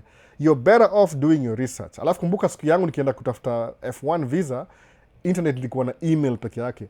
There was no information. Siku hizi, you can go online, but like watch TikTok dances, ile trend ya TikTok, weza YouTube, useme how to apply for an American visa. Alafu watch video kama 10 hivi, ukiandika notes. Alafu andike how to go for the interview. By the way, sometimes when you're doing your research, you realize aje, you're already disqualified even before you start. Utakuwa disqualified. Wewe mwenyewe kwa nini? Umeona, so based on kile nimewatch hizi video kama 10 hivi, according to hizi video, mtu kama mimi, there is no way nita qualify kuingia hii story. Kwa nini? I am terrible. Naona, niko na sina hii na sina hii. Alafu before uende ku-apply kwa hiyo visa, uende ku-lose visa bure, unasema aje, let me work on the things that I lack. Alafu uende kuzi-improve. So by the time unakupata visa, you'll be confident enough to know that you'll get it. Kwa nini? You've done your homework. Watu wengi cross fingers. Alafu wanasema wataomba, wanaenda wanaombewa. Naona? Hebu niambie, mtu akaongea but msema labda itakuwa mbaya. Unajua kuna vitu moja kama hivi. Wewe unaweza kuwa unaenda kuombewa ndio unakwenda kufanya visa according to ile limited information you have. Kumbuka ile mindset yako. Msana ku-interview kama si Mkenya kwa embassy, kama si Mkenya, kama ni American. Nini yako, yani the way you think and the way they think ni different kabisa, by the way. Ni different. That's why mwaga naongea saa zingine by mistake, nikiongea, acha niseme kweli kabisa. Naongea hapa TikTok na YouTube by mistake, bana sema 30, nasema 30. Alafu sema, kutweng nayo. Mbona unatweng sasa? Si uongea tu poa. So msana nafikiriaje? Ati because mimi naongea Kiswahili, actually initially, kuna wasa walikuwa hapa TikTok before, kuna some comments, I can tell from the comments. Yani msali alikuwa convinced kabisa, Albo yuko Kenya, yuko Nairobi. Anadanganya watu wako States, ndio watch TikTok yake ndio apate pesa. No. I don't know what that is. Kitu kaa hiyo. Nikaangalia hiyo swali kusema, okay, so msana nafikiria ati, I'm doing this kudanganya tu wase, au amini. Really? Yeah, okay. Sema, hata sitamjibu, nili like you, of course nili like comment yake because I take time ku comment, nikawachi hapo. Sikumjibu though. Do you know what I did? Nilipost video ingine ya pili, hiyo video ya pili ilikuwa mimi na drive truck kwa snow, snow live. Nikangojea comment. Unajua bado alicomment bado. Kusema, wow, naona. Sasa nikajua hii ni uchungu inamsumbua. Juu, kama niko Kenya, nimekaa kwa room kama hii saa hii. Yeah, this, I can, hata msema ni poa mkini niko Kenya. Juu, nikikam Kenya, for example, siwezi duplicate couch. I don't know what I'm going to do. Mtajua siko kwa man cave, nikikam Kenya, najua, na mbona hii place iko strange kidogo. Naona. So, msali fikiria niko Kenya, kwa video fulani ya comment, na pretend, na twang, sijui kutwang. Alafu asemanga, asemangaje, 30. Atungengi hivyo by the way, 30. So, una think 30, na ni 30. 30. Ni D by the way. American T yao inapronounce kama D, kama hujaijua. If you speak like that, inafunguanga njia. Hii ndio lugha ya biashara kama uko US, by the way. If you in business, kama ni businessman. Siwezi, I can't afford kuongea kama Mkenya, and I need money. lazima ni tweak kidogo accent yangu ndio wanielewe, unaona. Niko na accent by the way, niko na accent fully. I'm happy that niko na accent by the way. So nikianza kuongea hata nikifeel kama msaki kisema ati naongea tu American mwaga insecure, nasema hope si erase nini yangu, heritage yangu, kwa sababu unajua language ndio heritage kind of. So niko na accent inamaanisha I speak two languages, unaona, when ni bilingual. Usiwai ndio, yani vitu ziko reverse in the world. People think that kama uko na accent wewe ni mjinga. You're not, wewe si mjinga. Kama uko na accent inamaanisha your brain ina think times 2. Yani iko na kama watu tumia 6 cylinder, wewe uko na 12 cylinders. Unaona? Kama unaongea lugha ya tatu, uko na ongeza 6 nyingine, uko na 18 cylinder. Kama unaongea 24 cylinder, unaona? Unaongea 4 languages, that means pistons, natumia analogy ya gari na nini na engine, zina fire more horsepower than watu wengine. So kuwa na accent ni poa, inamaanisha you speak another language. So nikiongea na accent ya American, hiyo nisaidia kugo through vitu zingine, because mse I suspect mi ni mtu different, so lazima uadapt, especially kwa biashara. So ukitaka kujua how do you pronounce American words, kama ni T weka D kwa hiyo T. So 3D utasound poa hivyo. Water. So hiyo da na Y, water.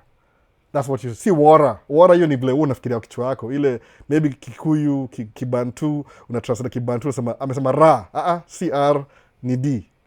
Kwa nini wafanyanga hivyo? Hiyo English ya American iko influence na some language from Norwegian, ama ni Norway, ama ni Germany, ina influence hiyo language. So pia hao kuongea kama American, something iliwa influence kupronounce vitu hivyo. Juu kienda hapa hivi kama tuseme uenda Midwest, kizungu ya hapa iko slightly different na ya New York. Na iko different na ile ya South, na ya California. Kwa nini? Because kuna influence fulani ili influence your language. So where are you from? You sound different. Are you from the East Coast? Kama jai enda East Coast anafikiria hivyo. Kwa nini? Juu na sound a little bit different. Wale wasikia kama ile kama siwezi nasema accent ya South. Accent ya South ni funny by the way. You drag vitu, unaona. I was in my mom's. Ikituka hiyo nisema hivyo. You need different accent by the Southern accent. So ukilearn kuongea ile tu moderate na kusaidia. So msana make fun of mimi na mimi ni bilingual, unaona. Kuna Nairobi, kuna snow. Siku hizo wamenyamaza. Kuna mmoja mpaka analia mpaka leo kunitukana tu. Because in their, anyway, nasema tu sawa tu. The free information. I'm giving you free information, unanitukana for free at least. Unaona. See big deal. Tuendelee. Kenizo nasemaje? What do you want speed to show about Kenya? What do you want speed to show? I don't know. Kenzo, what do you mean by that? Albo, albu, alba, albe, albi. Kenzo. Embara, I don't see somebody else. Embarambamba?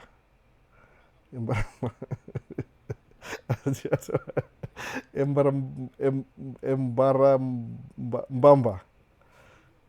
Anyway, what that means, Kamzea semaje, ngori sana. Hiyo hata represents vibaya sana. Hebu semaje? Sana. Hiyo hata represents vibaya sana. Hata sijui inamaanisha nini, sijui. I can't even tell. Oh, I show speed is coming to Kenya. Oh, sema I show speed is coming to Kenya. Ule streamer ule anakuja. Atakaa mtu ni content, akuona content. You don't know. I know. Mu wana hizo channel. See consistently though. Zile vitu interesting anafanya. Juu kuna vitu yani I can't keep up. Maybe mimi ni mzae sana. I need appeal ona. So, asemaje, Albo, do you ever get flashbacks of your high school life ukifanya job? No, absolutely not. Why? At least lately kuna some reach out. One of my old friends from TikTok. That means video yangu imeenda viral sana. Ile nikitema story vile nilikosa license. Nimeshangaa. I was just, mimi sikuwa semaje. Okay, nisema hivi. Let me try and find my old videos. Alafu nianze kuzipost systematically. Nikapost tu video. I didn't even know itaenda viral hivyo. Hiyo video imeenda viral ni aje. Wakasema this simple video, that's quite fikiria ni big deal. Sound ilikuwa mbaya, light ilikuwa mbaya. But hiyo hivyo. The videos ili ziko off the cuff ndio zina end up kuwa big deal. Naona. He was in South Africa and he has set the bar What do you want Speed to show about Kenya? Oh, I don't know, man. I don't know exactly. Sikwagi namfuata sana. I can't even tell.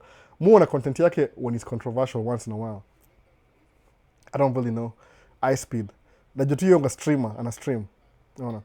So Albo is in Kenya, guys. Mustafa Ahmed. Yeah, alisemaga hivyo niko Kenya mimi. Niko Kenya hapa kwa shati hapa niko Kenya. So sijui nikiposti video ni watajamna mimi vibaya. Msako najaribu nidanganya watu for free. No, hata sijui. Happy New Year Duke of V10. Vipi Duke of V10? Najua ilikuwa sikukuu kabisa na kuona. Umerudi job sasa ama? Naona umerudi job. Nilijua Chris yote amenego missing kidogo. Lakini ni poa. Mu hate holidays by the way. I hate holidays. Sijui kwa nini. Juu everything shuts down. Ni kama life ina stop. So Chrissy ilipata offside. Hatukuwa tumeprepare. Tulikuwa wagonjwa si wote, so we didn't have enough food. Mazee tuliscrap off kwa fridge na kila kitu to make things work. So on the first nikamwambia wife, okay, I don't care what we do. Kama kuna anything else, tununue fast food karibu zote tuziweke kwa fridge just in case. Hata sijamaliza dish mpaka saa hii, ndio tunamaliza leo by the way. Kuna food imekaa kwa fridge 2 days. From Friday hatujakula mpaka saa hii. So labda naimaliza leo because next week kids are going back to school. So back to normalcy. Mu hate holidays by the way. Maybe hapa sijui kwa nini. I hate holidays. It's gonna slow down everything. No. I don't like it at all. Tune kama sometimes you're gonna nafaa ku software ina hang lakini live inaendelea. So I don't know how that works. Tutaona tu anyway. Nataka kucheck kama kila kitu kwa fiti. Happy New Year. So hapa hivi ni miss anything? Aina kwa Kenya hayo. Okay, sasa iko poa. Happy New Year kwa Duke of E10. Nani Albo is in Kenya. Okay, so I'm in Kenya, Mustafa. Niko Kenya, man. Niko Kenya. Sahi ko Kenya. No, I'm in Kenya right now. No. Can you apply for visit visa and add a Kenya working in Qatar as a vacation, alafu ukifika ufanye ile kitu smart view? Siwezi fanya hivi. Si advisable kuongea crime yako kwa online sababu hii video live si mimi pekee na watch, pia watu wa FBI wana watch hizi tu zote. So vitu kama hizo unaweza kwa DM. It's possible, but usifanye ile kitu. Kuna ile halali, ifanye halali. Suppose kuja kuvisit, alafu ende apply for shule. Unaona? Mwambia hivyo, sijui kama ni address story kidogo, tena kama kuna any invite Aisha Speed to your stream. Kenizo. Maybe okay, yes sijui. Nimejaribu kutafuta university in the US with sponsorship. It's not easy. That's true. I'll go and advertise all the time. Kilisema ni hivi, kuna one of subscribers wa Maisha States, jina yake ni Victor Ochieng, I think. Ako University of California, Berkeley. Alipata full scholarship ya journalism. Hata enda linua kamera yangu moja by the way. Nilimuzia FX3, Sony FX3 na lens na kila kitu. Yani I had to by the way. Imekuwa friend wangu for a long time. So nilimpatia extra. Hiyo kamera nilimuzia ilikuwa maybe worth 3,800 used. Mimi by 4,200. Nikampatia na lens moja ya 1,000. So nilimpatia na DJI wireless microphone. Because he's my friend, na alikuwa na need for school. Huyo msee Victor ni vile sahi yuko busy, he's recording videos and documentaries. Kama kuna YouTube channel, that will be the first guy to ask. Juu saa zingine ni poa kuuliza msee asha go through you the same thing. Atakwambia. Mimi sijaienda shule. Mambo ya shule sijui poa. Mimi ulizanga wife ni amegraduate, mimi sijai graduate. Na bro pia amegraduate. Bro masizo wote mimi sijai graduate by the way. So mimi nime make it through life without school. Bwana, hiyo ndio hii community ya wala wasijai graduate. But kama uko Kenya, the best place kukuja States ni kama umegraduate already. Because kama kuna degree, they take you more seriously. Juu usha spend your 4 years school. Najua si easy kwenda na hiyo 4 years, ni struggle. Lakini wana appreciate kama kuna degree already. So kama uko Middle East, bala kwenda uchukue do yako hard earned money, wende upatie agent, alafu akupige bafu, the best thing to do ni nini? Enda kwa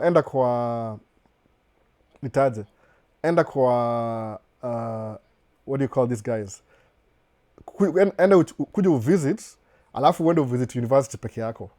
Ile pesa ungelipa agent, ndio kufanyia miracle, tumie pesa kutravel kuja kuvisit huku hivi. Alafu wende university mwenyewe uongee nao. You could be lucky with a get scholarship. Alafu sasa ukirudi Middle East, usha visit, your next time kukuja unakam kama student. It's possible. Useme ati ndakam alafu nifanye ile kitu. Kwa hii serikali iko sahi, hii ya hawa sahi. Kufanya ile kitu utarudi within 1 week. Juu sahi wana keep record vibaya sana. Wako na zile madarubini, unaona, microscope. Sahi ni microscopic. Huwezi fanya ile kitu sahi. Biden unaweza fanya ile kitu. Hawa sahi hawa, kuna kitu kaa hiyo. Unaona? Utarudi haraka sana. So kama uko Middle East, by the way, musa manga hivi. Okay, to pause, niongejwe story kidogo. Mtu kwa Middle East, you're very lucky. Some of the requirements, ningeandika notes. Hii ni notes, ningeandika notes. Ukienda kuchukua visit visa, kama kwa Kenya, for example, kuna 3 major things. Au angalia. Kuna more than 3, but zile major. Zile, yani, seme hii ina hold 20%. Hii ina hold 25%. Hii ina hold 35%. So kuwa na 35 upite, 25 upite, hiyo ni ngapi hiyo? Inakuwa 40, 50, 60, alafu 20, 70, 80. So the 3 major things zina hold 80% ya kudetermine either utapata visa ama utanyimwa. Okay, number 1, travel history. Have you traveled to another country besides Kenya? Another country. Ukakaa huko, alafu karudi. Yes. 2 countries, yes. Isikuwe tu ni Uganda, Tanzania. Hiyo tu ni kupanda basi unavuka boda unarudi. Suppose ulipanda ndege ukaenda kama Congo, ukaenda Nigeria ukarudi for the weekend, ukaenda Egypt, ukaenda mahali alafu karudi. Passport yako iko na mastamp. Yani passport imechafuliwa na mastamp. Sio passport ni brand new. Ikichafuliwa ni chafua passport, imechafua passport. So, do you have travel history? What does that mean? Umetravel na ukarudi. Yes. Check. 20%. Okay. Family ties. What does that mean? Either uko na job, ile you have to come back to. Uko na wife na watoi, you have to come back to them. Mwona hivyo. 1, 2. So family ties number 2. Alafu number 3 ni financial statement. How much money do you have? Can you afford your travels? So, ukienda kuomba travel visa, B1, B2, uko na pesa kwa account. You have a job. You have a wife. Na we'll travel frequently. Hiyo visa ni yako. No questions asked. Period, by the way. Hizo ndio top 1 auliza. The most. Wacha ni make sure TikTok isizimike juu inakaa weird hapa hivi, imehang bado. Sijui na process nini bado. But ni hivyo. Number 1, hizo ni requirement. 3 major requirements ndio hizo. 3 major requirements ndio hizo. Sawa. Tuchukue hiyo experiment to run kwa lab kwa mtu kwa Middle East. Sawa. Unaishi wapi? Wewe ni Mkenya. Umeenda kudunia Middle East kudu job. Okay. Number 1, do you have travel history? Yes, you do. Kwa nini? Juu umetoka Kenya, umeenda Middle East kudu job. Uko si kwenyu, ni Middle East. Uko na sijui ni work visa or whatever you have. Number 1. Uko na nini? Uko na travel history. Juu uenda Middle East kudu job. Okay, what about family ties? Do you have family ties? Maybe una mtoi Middle East, but uko na job Middle East. Na some countries kama Bahrain, mrasta wa Bahrain, dollar amount iko higher than US dollars. So if you have, isini pesa itongaji Kuwait, iko higher than dollar, ama Bahrain, iko higher than dollar, that means you have money. Mona. Family ties, you have a job. So have you traveled before? Frequently. You travel from Kenya to the Middle East to work, alafu narudi Kenya. Then you go back to work again, alafu narudi Kenya. Okay, while you're in the Middle East, how do you establish travel history? Kama ule besti yangu ule nimesahau, El Jefe aliniambia very simple. Alikuwa hapa kwa live, by the way. Live moja ya 8 hours. The longest live we've ever had in Maisha States. Kulikuwa kuna snow nje. Alafu siku kuja kutafuta na wife. I had 2 kids then. Sikuwa na 3 kids. Ilikuwa na 2 kids. Ilikuwa hivi. Alisema aje, yeye kuna travel. Weekend ikipata time, anaenda Istanbul, Turkey. Weekend alafu anarudi. Labda anaenda Italy, anarudi. Kama tourist. You're spending money, but you're building your case, your travel history. Alafu narudi. Okay, why do you always come back to Dubai? Because I have a job. Mtu hawezi quit job yake ati sababu ni mind ya how people in America think. Sawa. Okay, mimi nafanya job Middle East. So that's where I live. My house iko Middle East. Nafanya job Middle East, niko na kila kitu Middle East. So that's where I live. Okay, I want to come to visit America. For what? Oh, World Cup 2026 this year, World Cup. Okay. Atakujimaje visa? Ask me, you tell me. So who leaves their house, their home, who leaves their home and their job kutravel World Cup, alafu aishi World Cup asirudi kwa job yake na hao na watoi wake?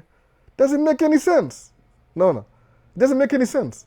Logically speaking, who ati nimetoka hapa nimeenda kuona World Cup Italy, alafu nikwame Italy, niwache familia yangu hapa hivi na wife na watoi? It doesn't make any sense kwa American. So wewe unatafuta visa, visiting visa. Okay, do you have travel history? No. Do you have a job? No. What else? Do you have money? Oh, my host is going to pay for everything. How are you related to the host? Oh, he's my friend from high school. Logically speaking, friends from high school don't pay for your expenses to come visit them. You decide and go. It doesn't make any sense. Alafu na nyimwa visa sema ati Mungu hajanifungulia njia this time.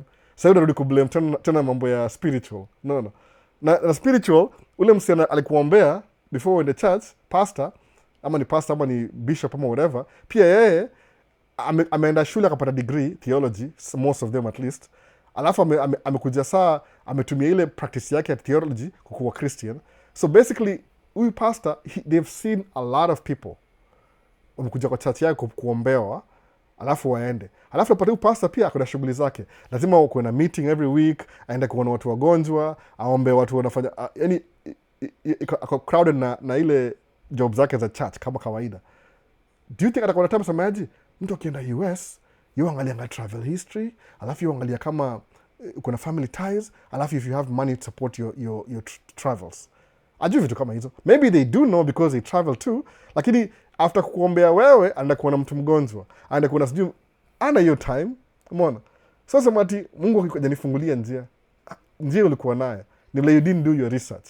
Ulichukua ile faith aspect ukasahau ile action ya kumake faith your job. No. Your faith lazima ikuwe driven na action. Sijui kama faith is ni action word, sijui, maybe. People miss that. Nimesema nini? Uko Middle East, uko na travel history, uko na family ties, and you have money in your pocket. Because nobody out of their mind will leave their job and their country and their home and kuishi place ingine aji. No. It doesn't make any sense at all. So, angalia hiyo sweet spot. Nobody out of their right mind will, natumia hii mali kamera iko. Screen yangu iko divided into 3. The rule of thirds. Niko katikati, niko hapa. So angalia. Hapa hivi hii rule of thirds. This is one triangle, another one hapa hivi, another one hapa chini, hapa juu, na hapa. Sawa. So sweet spot ni hapa, ndio hii sweet spot yangu hapa, sweet spot. So ukitafuta visa, guess what? Screen, ndio hii hapa, screening. Ongea vitu ziko kwa hii hapa, kwa hii sweet spot. Usiongee juu hiyo, sema aje, why do you want to go to the US? Oh, I've loved to go watch soccer in a World Cup stage. I never had a chance when I was young. The last World Cup I was in high school. So now that I work in the Middle East, in my job, nimeongea na job, wamenipatia 1 month off. But because nataka preparation, na sijaika huko for a long time, nimebook hotel in advance. Nataka huko for 2 weeks. Nataka attend game ile itakuwa Kansas City, alafu ingine kwa Canada, alafu ingine kwa Mexico. Then I come back. Why? Because I heard that hii city inaitwa Mexico City there's something really interesting about Mexico City. It's a city at the basin of a lake. Na Canada, hii place kuna mountain na nini. Na US, Seattle iko to the west coast of unaongea facts about you. I've always wanted to go here. By the time unaongea hizo story, huyu msana angalia time yake una I only have 5 minutes kuongea na umse. Lakini haujagusa any trigger points za kulose visa. Umeongea within the sweet spot. Umesema ulikuwa high school, ulimiss the last World Cup, period. Au kuenda your World Cup. You love soccer though, but ulikuwa high school. Okay, ulikuwa high school. Oh, hujaongea juu hata job by the way. So na umse, oh man, huyu msako so passionate. Oh, alafu I only have 5 minutes for interview. Okay, fine. Kama fine. You usha answer your question. So, ushamwambia ushabook hoteli. Yaani umegusia everything, umesema naenda kuona World Cup, naenda Mexico, alafu naingia US, alafu ndaanzia US kwanza, alafu niende Mexico, alafu nirudi hapa nimalizie nayo yote hivyo. Umeongea kwa sweet spot hiyo story. Hajakuuliza how much money you have, but you're so confident that msa anaongea hivyo, I need kuwa na pesa. No. You don't need to have money to do that. Kwa nini? Jukua unaongea, I've always wanted to. I was in high school, but now my job, ushamwambia uko na job, family ties. Ulikuwa high school 4 years ago, ulimiss World Cup. Okay, ulikuwa huko hivyo. But umetravel, sasa uko na, utapewa visa. Kwa nini? Waste time yake ya 5 minutes ya interview kumwambia all the things within 5 minutes before kuulize swali. Atakuangalia hivi, angalia ile notes zake, aone check, chukua visa. Bye. No. Na ushaenda hivyo. Nimesimplify by the way. It's not that simple. But hiyo ni example. Uko na travel history, uko na family ties, na uko na do kwa account. Kwa nini? Uko Kenya, umeenda ukaombewa na pastor yako sijui for 2 weeks na row. No, season of prayer. The whole night umekesha ukiombewa. Alafu umeenda embassy, hauna do, hauna job, alafu napewa pink slip unashindwa, why did I lose my visa? Wako unfair. One day ukikuwa utajua hizi vitu baadaye. There's something you're missing. Kupata any focus na sweet spot. You don't have a job. So technically what they know, which is very frequent from everybody they wanamnyima visa, you're just like everybody else. Hauko exception. You're just some broke, poor guy in Kenya who's trying to cheat his way to America, ndiye kwame hapa alafu ndio uanze kukuwa illegal immigrant. They know that already. Are they going to let you go through? Sababu kumbuka ukipewa visa na ule msapatia visa, they have to justify to their boss, at least in the evening, I guess so, why they gave you the visa. No. Kama driving school, ule msa alinifail test the first time, lazima justify nilinyima albo license because he's black. No. That's a very simple answer. He's a black guy. He has an accent. I can't give him a license. I don't trust him. Wapili, he took 5 minutes. 7 minutes to back up. So because he's black and I don't trust him, they have small brains. Ile ilitongaje ile ni sawa hiyo jina. Ile wanakuprejudge. Ilitongaje prejudice. I don't think he can drive a truck because he takes 7 kama wewe ni Mwafrika, they expect you to be exceptionally good. Kama wewe ni mzungu, you can be mediocre. Kwa nini? Hata wao ni mediocre pia. But because Mwafrika, according to mind yao, prejudice, when he a third of a human being or whatever it is, 3/5, so lazima kuwe una hit IQ ya 125% ndio per visa. No, prejudice yao. I don't know how that makes sense. Some saka Middle East, when unafaa kuja kuvisit alafu rudi Middle East. Sababu rudi Middle East, what have you just lost? Nothing. Umekam States, ukarudi, kaendelea job. But guess what? Kuna travel history. So next time sema, so now what are you going to do this time? Kuna shule niliona, I want to go see the school. Hata uombe visa anymore. Si uko na visa already. Si ni 5 years. Unaambia tu school, unaenda. Unaingia shule unaomba, alafu unarudi tena Middle East. Unapoa 51 embassy na ukuja kama student. Kuja kama student uko Middle East, unajua hustle already. I'm telling you by default. Msako Middle East muangalianga Paul. Paul is my best example. My friend Paul akona hustle flani, sijui alitoa wapi, Middle East 7 years. Alikuwa Dubai UAE. Hustle yake hata huwezi mwambia. Anaijua tu yani, unaona? Yani everything ni privilege. Anajua hii ni privilege. Unaona? Akona gari mpya, alibai gari mpya, akona yani vitu zinaingiana tu, unaona? Kwa sababu the things ni kwa sababu limit Middle East, saizi nafunguka hapa hivi already. That's what you do. Kama kwa Middle East bado unatafuta agent. Na labda agent wako hajawahi kuja States. Alafu na expect yeye miraculous atakubring hapa hivi. Na yeye mwenyewe hajawahi achieve kitu yeye mwenyewe. You're kidding me. Maybe alikuwa out of 10, you usaidia wawili pass through bahati yake. Ile resume. Wengine wote ukatwa, unaona? Wafiki. Mnamlipa doi inaisha hivi. Alafu zuri ya agents ni ile them working for you, that's what you're paying them for. Siku bring States, wana provide services. So ukinyimwa, they already paid anyway. Unaona? Si angushe labda anajua mtu. I don't know if agent ni nani. Kama uko outside your country already, uko halfway in. I don't know how many times nasema hivyo. Ndio nachagua lugha yangu very carefully, but you know what I'm saying. Uko na travel history, uko na nini nyingine uko na? Uko na job. Unaona? Uwezo country yako uende country nyingine kudu job, ndio kama kuwe homeless States. It doesn't make any sense kama kupatia visa. But you do it anyway. Kama ujionea alafu ndio uone kama ni ukweli. Kuna wase wago wanajua everything about States through TikTok. Waje kuja hapa anyway. Not knowing that hata mimi kika hapa nikwambia about States, I can drive my car ni kamera 3 uone nikidrive. Lakini you're only seeing a fraction of, tuseme kama common sense. Uko na 5 senses.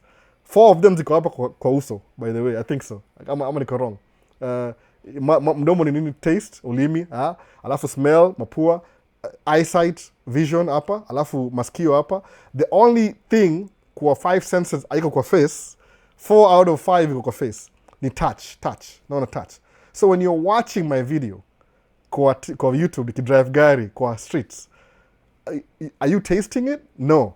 Okay, -1. Can you smell it? No, you can't smell it. Can you see it? Yes, you can see it. Can you hear it? Yeah. Can you touch? So, meaning, hata ukiwatch video yangu kama niko States by the way, saizi nimekaa hapa chini. As much as niko States, hapa saizi nimevaa shati ya Kenya. Niko States, niko Kenya. The only part of your senses una exercise ni 2 out of 5. Kama kuna 5 by the way. I'm using the 5 metrics. So meaning, whatever you're experiencing kwa YouTube, kama kwa YouTube away from wewe, ni sight na sound. Auja smell, auja taste, na auja touch. Umeona? So you can't claim that unajua states by watching TikTok. Hiyo ni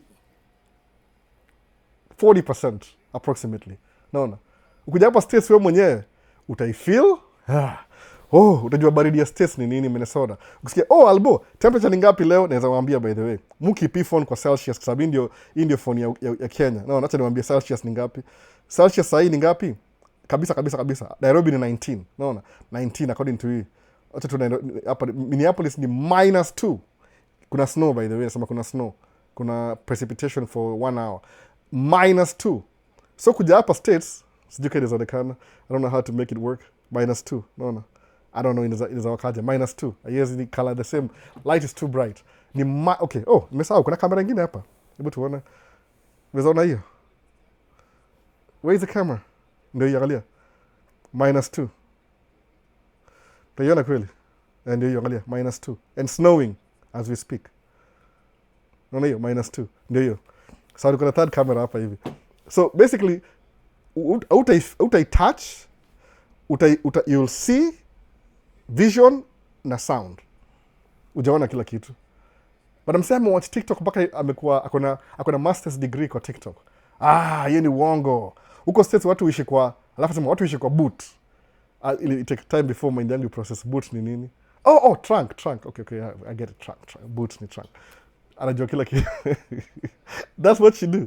Yeah, ni Celsius, -2 Celsius as we speak. Ukiangalia hii weather forecast ya Celsius utakuwa depressed already. Sababu nasema hivi, high leo ni 0, kesho ni 0, Tuesday ni 1, Wednesday ni 3, Thursday ni 1, Friday ni 0, Saturday ni -4.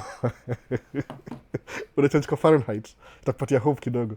Juu Celsius mazina kwa tu 0. Usiangaliange Celsius December, ni very depressing. Ukiangalia tu, unaona. Kama wewe ni Mkenya, that is. Umeona? So nasema hivyo. So kuwa na hiyo kitu in mind. Ukienda interview, usiende kama Mkenya tu, change mindset. Sema aje, hata uliza for help. Pigia Albo simu nisumbue. Ambia Albo, this is a matter of life and death. Naenda kuchukua F1 student. Mwambie kama hebu niambie situation yako. By the way, niambie kusema kweli kabisa. Anybody share any private story na mimi? Sijai share kwa internet mpaka leo. Is that true? Musema, I'll give us an example but I'll never mention your name. Mungejua Paul ni best yangu. Naona, nenda tukule lunch tamu grilla sawa hiyo story kama namkosea. But ni kweli, ile to be honest, circumstances. Lazima ukuwe prepared ndio upate hiyo visa. Kwa nini? Kuna sweet spot. There's some trigger words. Ukisema tu I'm going to wasemangaje nini Aztecs walikuwa naishi Mexico. Aztecs, hiyo ni kingdom by the way. History kidogo, sijui ni which nimesahau Aztecs walikuwa lini. Sikumbuki mwaka, nimesahau hiyo history kidogo. So Mexico used to be a lake. Mexico City ilikuwa lake. Saa hii everything is built in a lake. Hiyo maji ilikuwa drained. Sijui na Spanish ama who drained it. Aztecs. Jina yake ni nani? Conquistadors, Catholic priests or whatever. Kuna hiyo history ya Mexico. So Mexico City iko on a dried lake. Sawa? So it's the lowest city in the world, I think so. Juu ilikuwa underwater kitu kama hiyo. So ukisema kitu trigger words, I want to go see the city while World Cup game iko Friday. So shambi say exactly what you're going to do. Na kuna job Middle East, na kuna account huko, na kuna do. Na u travel kila saa passport umechafua. Hata sometimes atafungua passport yako hivi, angalia hivi, akupatia tu visa. Unaona? Juu hujampatia doubt, mumpatia tu this guy knows what he's doing anyway. Unaona? So kusema hivyo alafu useme you see, vitu yani hazina mwelekeo itaishi hapo hapo. Bwana hivyo sasa. So kama uko Middle East na ujai come kuvisit States, at least it's on you, see anybody else. Kuna sasa mwongea nani mwambie the same thing, kwa sababu una meet ile criteria yote, na usiogope ati I want I'm so sorry. Kuwa confident, simama hivi, unaona, usilini hivi, kuwa na posture, simama hivi, simama shoulders, unaona, shrug your shoulders, aseme ile gym ile, seme visa tuende. Si kama uko kwa ile build, kama uko pale nje bado before you get I don't know what you're gonna do, but yani kuwa confident. Angalia mirror, seme unajua mimi before nita do video, by the way, niko naangalia mirror sana, hata sasa najiangalia, si umeona, I'm looking at myself. Angalia, si ule ni mimi pale, ndio ile. Siwezi zoom, haina zoom by the way. Siwezi zoom. Hii ni prime, ni ile pale najiona. I'm seeing myself. Hi, naona. Hii ni mimi pale hivi najiona. So, I see what I'm doing. Angalia mirror, sema aje, let me practice. Alafu, even better, record yourself practicing how to answer a question in an interview. Kwa nini? Ndio uende playback, sema, this is terrible. Ujipatie ile self-reflection. Naona. Mimi naambia wife, what do you think of this video? Hata ananiambia, it's terrible. Naambia, thank you. Nafanya nyingine. What about this one? You still doing videos? Yeah. Terrible still. Third, what about this one? It's a little bit better, but you keep looking at the screen. Man. Narudi back to that kingine. What about this one? I'm sick of it. I want to sleep. I don't care anymore. Wacha nitumie msemo mwingine. Bro, ni poa. Hata kuangalia. Will you watch? Niliwatch. Ni poa. Okay. Eventually. Lazima upractice hizi vitu. Alafu sema okay, sawa, naenda niombe, alafu nipewe. Alafu kama ujitafutie shule wewe mwenyewe, utajisave so much trauma taking your success kuachia mtu mwingine agency umpatie pesa. Your agent ni hivi, while you're talking to them they are billing you. So hata hujaenda bado. Alafu guess what? Their job is to bill you while you're talking to them. So si kupata visa. Hiyo ni ile, it depends on you by the way. Na wengi wao maybe wamechoka already. If I was an agent na kitu kama hiyo. But more gonna take vitu personal. I can't be an agent. Mimi, I don't believe in failure. Mimi sikuwa a failure by the way. If you fail the first time, that means I have to try 10 more times. Itafika 10 by the way. By 3-4 nakusha figure out. More embrace failure. That's it. I embrace failure by the way. Siwezi kubali. I don't get it. No way. There has to be a way to do this right. Mimi si wa kwanza. Watu kama mimi wale ma C grade, ma D grade, tuko wengi sana. There's a better way. No. If this is not working out, there's another way. Alafu najaribu tena mpaka na figure out. No. That's what it is. You have to do that sometimes. Kusema tu ulifanya mara moja alafu uka quit, that means that was not your idea. Somebody was forcing you to do it. Unaona? Kama vile Mbuya niambia nina degree tukakosana for life mpaka leo. Tujai kubaliana. Sikuenda hiyo degree. Anasema if I go and get a degree sahi, hiyo si yangu, ni ya buda yangu, it's for my dad. Si mimi. No. Juena nataka nipata degree just to prove a point. Na mimi kasema okay, I'll prove a point. Sitapata degree ndio figure out bila degree. No. Na sahi approximately I think a family mzima ndio mimi ni Mungu na make the most money. Bro atanifikia nipite, which is okay, supposed to. Pia acha kwa number 1 for a while. But mimi ni Mungu make the most money kwa familia yetu yote sahi as you speak. No. I think so. Sijacheka rekodi ya kila mtu, but so far Mungu na make at least naweza sema hivyo. But we are catching up. Wananipita too soon, which is good. I'm sick of being number 1. No. The richest kid in the family. I'm sick of it. Anyway, tuendelee. Ati mlijaza fridge na fast food. Albo kabisa sikudangaji. Tulikuwa wagonjwa. Everybody was sick.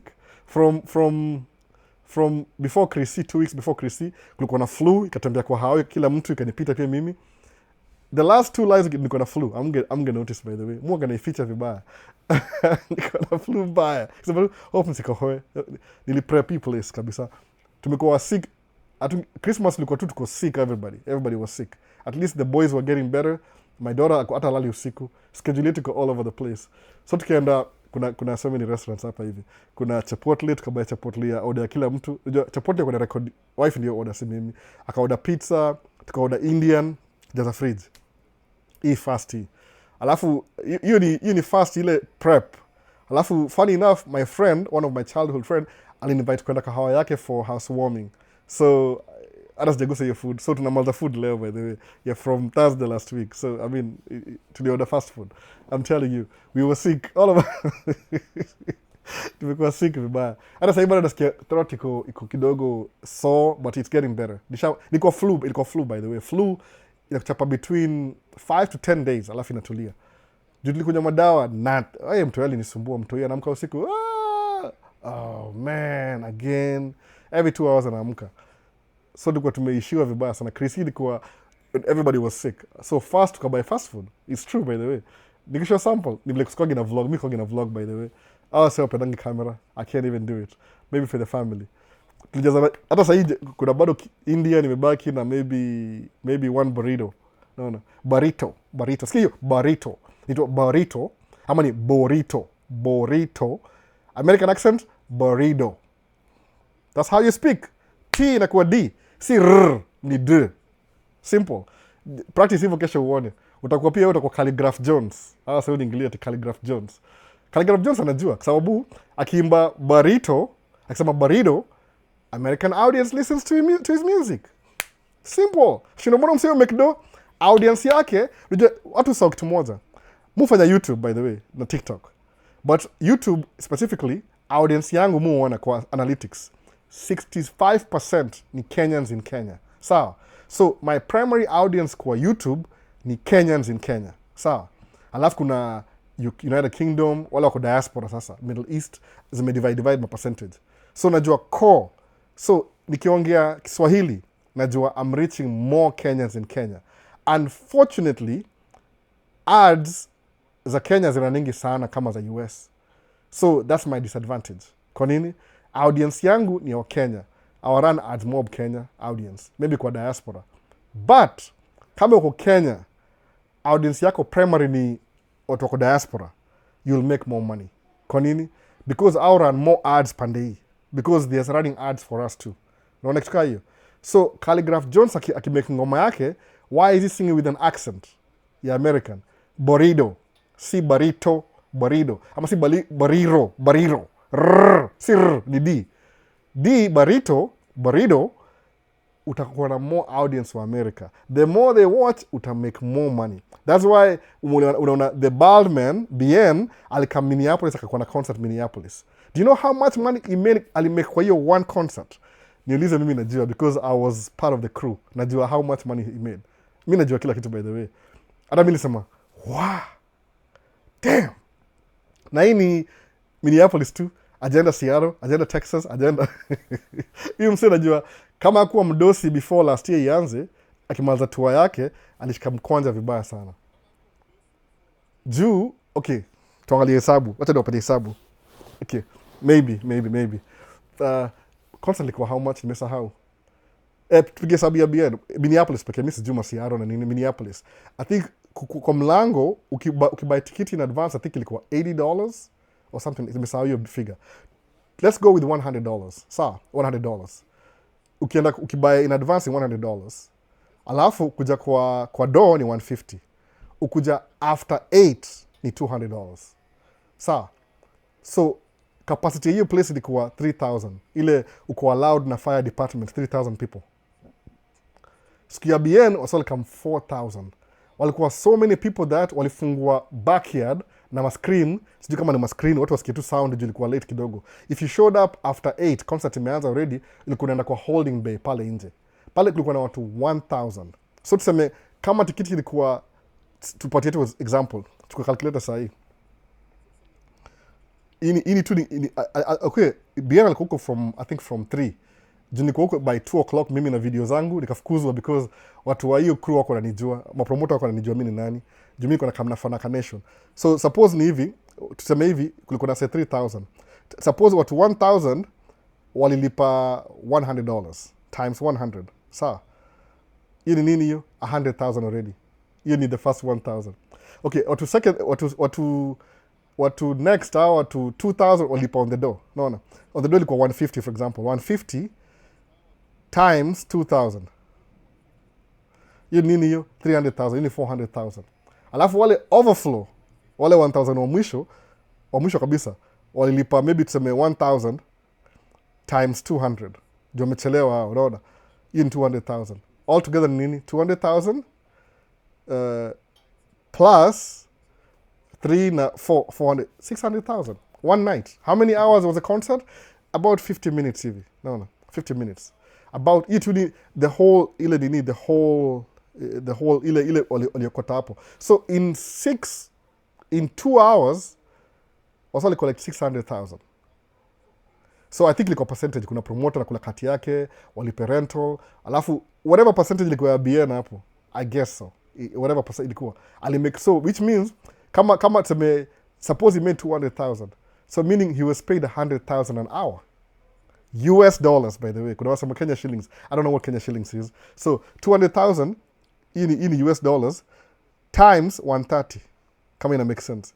So BN ali make 26 million in 2 hours. Just like that. No. That's what it means kukuwa performer. So do you think BN atakama aseme ati, oh, barito. Atasema barido. Atalang sema barido. Kwa nini? Kwa sababu barido ina unlock audience ingine ya 200,000. No, next time akuja labda ataperform si Minneapolis peke yake, ataperform 3 cities in Minneapolis. Ataenda kwa College Town, St. Cloud, aende College Town Duluth, aende College Town Rochester, alafu kuja malize Twin Cities hapa hivi. Na itakuwa na audience wa Wangoso na nini. Atoka hapa make $1 million na 8 hours. Umeona? Alafu ndiye hadi aseme ati ndaongea sijui barito ama bariro. Si barido. Lazima uongee accent juu ina unlock more audiences. Alafu na make fun of my accent. Mse, accent yangu hii nimekia 125 an hour. Alafu nanichekelea, oh, ati huyu Calligraph Jones. Naona hiyo kukulack knowledge information ile. Ile ni ignorance. Ignorance ya kujua hiyo accent ina unlock more audiences. So kama wewe ni Mkenya, make content ya America in the diaspora. You'll make more money than me. Naona. Kwa sababu unfortunately mimi make money. Ananiambia hivyo. Ananiambia albo uko spoiled juu you make money already. So hata YouTube si big deal na wewe. But there's a way you can do YouTube to make money na. Najua hivyo, by the way. But nile msemaga aje, nilijaribu ni experiment na alha like kuingiana. Nilifika sijui 900 subscriber, nikawachia hapo. The highest view equals 100,000. You're tracking. Haina audience wengi sana. And maybe I'll get there eventually. I'm getting better every day. That's what I'm saying. Kuongea accent ya America kidogo tu, utwin kidogo hivi itakusaidia. Kama ukienda embassy kuchukua visa, uongee accent ya America na ule mseni American, I don't know. You have been in America before? Not really. I watch movies. Atakuwa very impressed. Anataka mpaka kupatia visa. just take it, go away. Kwa sababu pia yeye kumbuka ako away from home kama na do job kwa embassy. So if you make them feel a little bit like home, utapewa visa.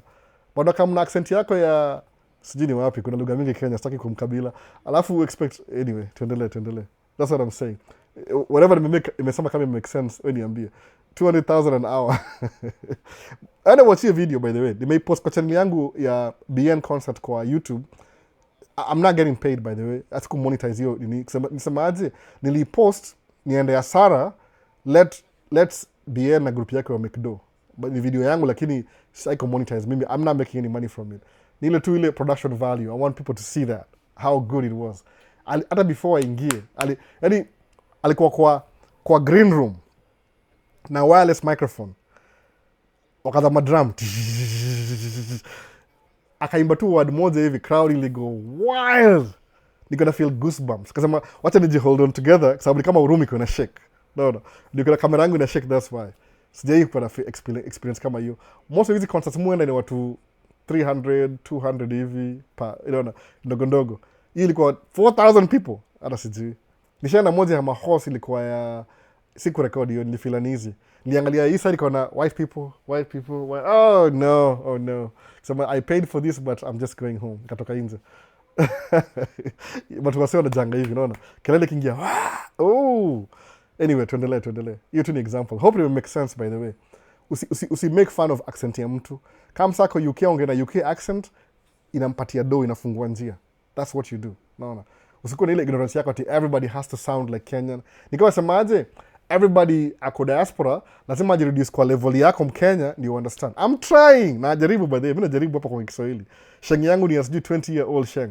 But I'm trying my best. But once in a while hizi words na slip na kwa kizungu tena. Naona tena. So, from Poland hapa hivi. Long time. Pole kusikia holiday azija kufanya. Though pia mimi nikiwa huku wakati wa holiday. Everything shuts down. And I mean everything shuts down completely. Na mimi huchukia sana. That's true. hakuna chakula, hakuna nini, 2 weeks everything was shut down. Let's go open maybe Indian restaurant, some, you have to drive ni upate kitu iko open. Na si tuko wagonjwa si wote, we missed everything. No. But it's okay. I mean, Christmas is a big deal, who cares? Ni day to ni holiday. This is about happy holidays. Si ati ni mambo ya politics. Albo, if you gave up juu ya maheta, ukianza hizi lives, sijui saa hii tungekuwa wapi, tuna watch nini. Haters will always be there. Ni ignorance by the way. Si, ni kuna wasewaga wana project. Ni kama wajai angalia, they don't want to change. Wanafikiria ati, hata muanga hivi, ukiniuliza personally mimi mwenyewe, am I confident of myself like everything I say is right? I'll be honest with you. No, I'm not. So that's why after hii live, muenda na watch live yote, tunasema, what did I talk about in the live? Alafu sema, pia mucheka sema, nilisema hivyo? Oh my goodness, you go outside my scope your live. Kuna vitu muongea mpaka najishika. I'm not always confident, like I know everything. Mujo kuna msako out there, they know more than I do. Always, by the way. You see, I will never arrive. Kuna mse anajua 10 things, hata 2 things, na ako Kenya, by the way. It's a funny thing, by the way. Kuna wase, they know more than I do, na ako Kenya. Mona. They know more than I, na ako Kenya. Kama ni ina make sense. Na ako Kenya bado. Ni ile, ajai tap it, resources yake, I put together, alafu I produce something, anashangaa. Nikisema hapa hivi, mwaga niko average, kuna wasa kama mwanze live leo, wako na 100,000 subscribers. Just like that. Naona. Si kama ile ya Mungai hivi, ile aliwachana Trevor, alafu akatry kudu podcast for 3-4 weeks, alafu ika die out. Alisahau. Alikuwa, hiyo ni experience pia. Ndio musema aje, there's 2 things experience. Either you learn how to feel. Ndio semanga aje, kama wewe si millionaire bado, kama wewe si thousandaire, kama wewe si 100naire, whatever that is, sijui, kama hujazoea kuwa na do, fanya hivi.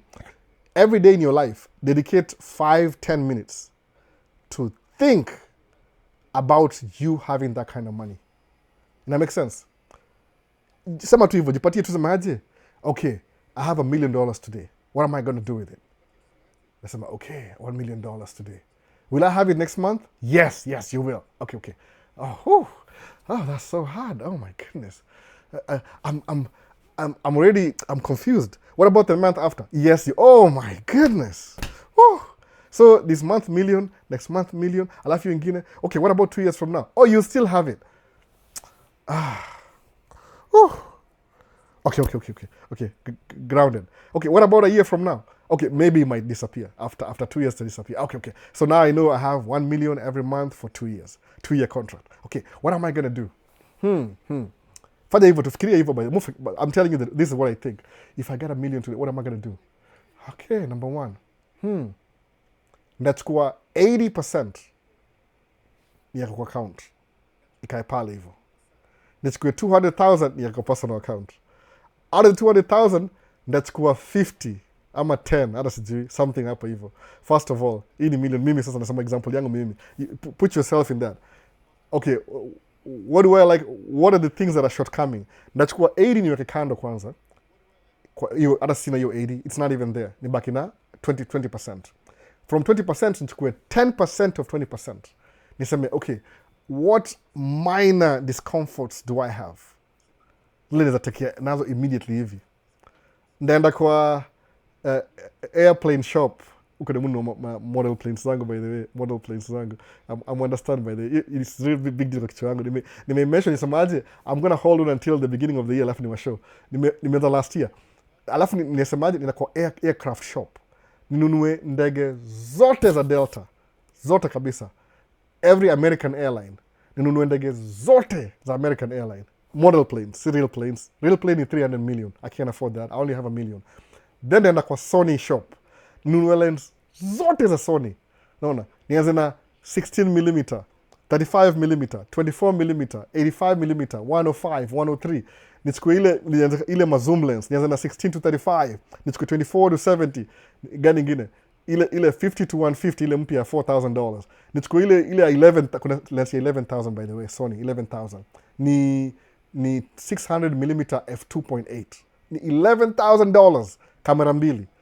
Alafu niseme aje, nishaba hizo kamera, niseme okay, now I'm broke already, even though niko na 800,000 kwa account.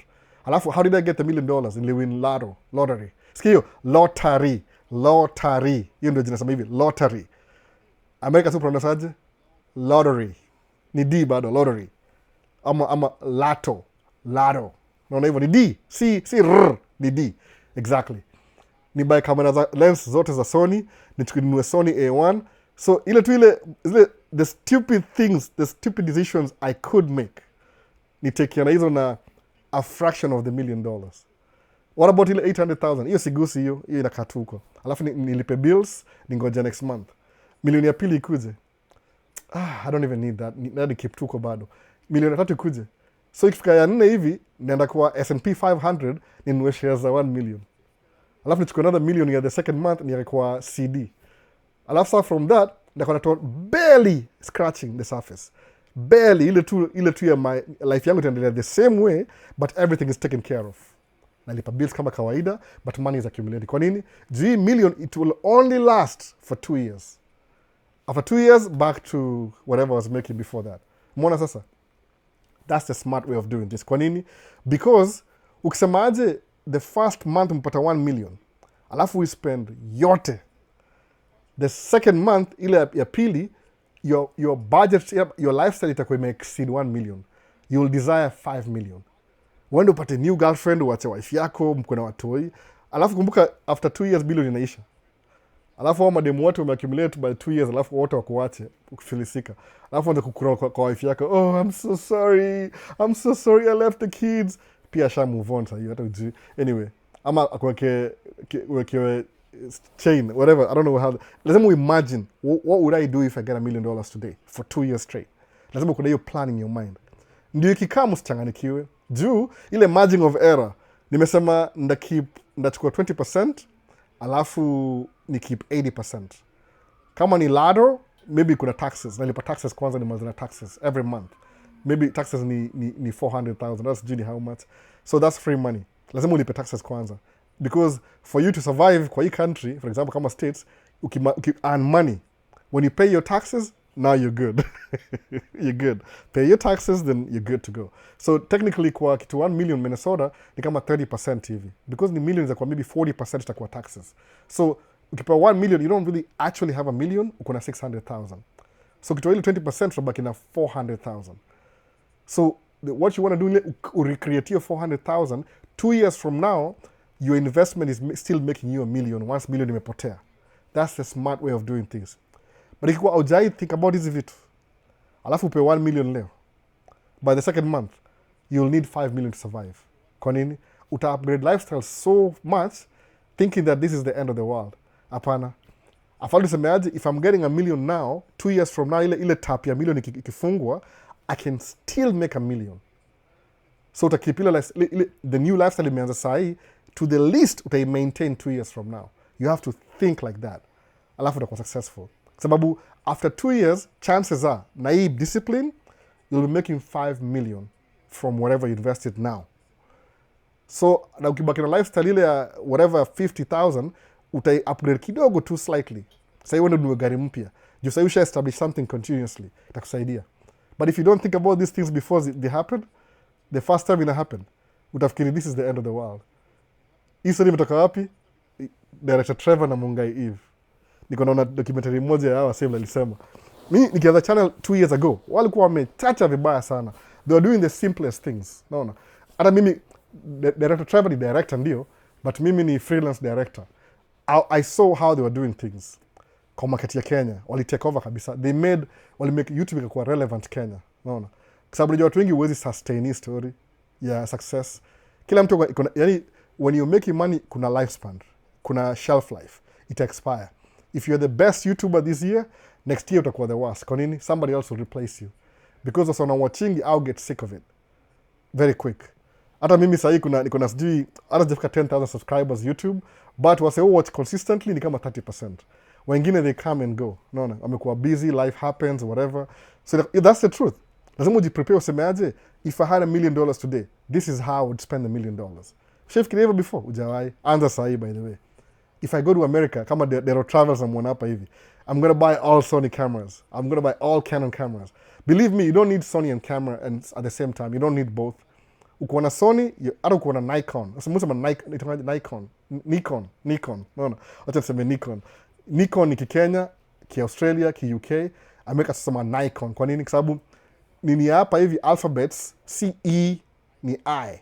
Naona Iraq, si Iraq ni Iraq. You have to learn the accent kama uko hii side. Na kama unakuja stress kuja kusoma, ukilearn saa hii ndio hivi visa yako ishakuja already. Kwa nini? Utasound American na umepractice for only 2 weeks. Anyway, tuendelee. Hope it will make sense in your story, by the way. You have to think about msema hivyo, if I made this money, how much will I spend? That's what anaamua liko very, as much as sometimes mume kidomo mtu akakuwa grounded in a way. Isi exceed ego yangu. You have to tame your ego. Unaona? Tame your ego, sema whatever. Unaona? Kuwa nini?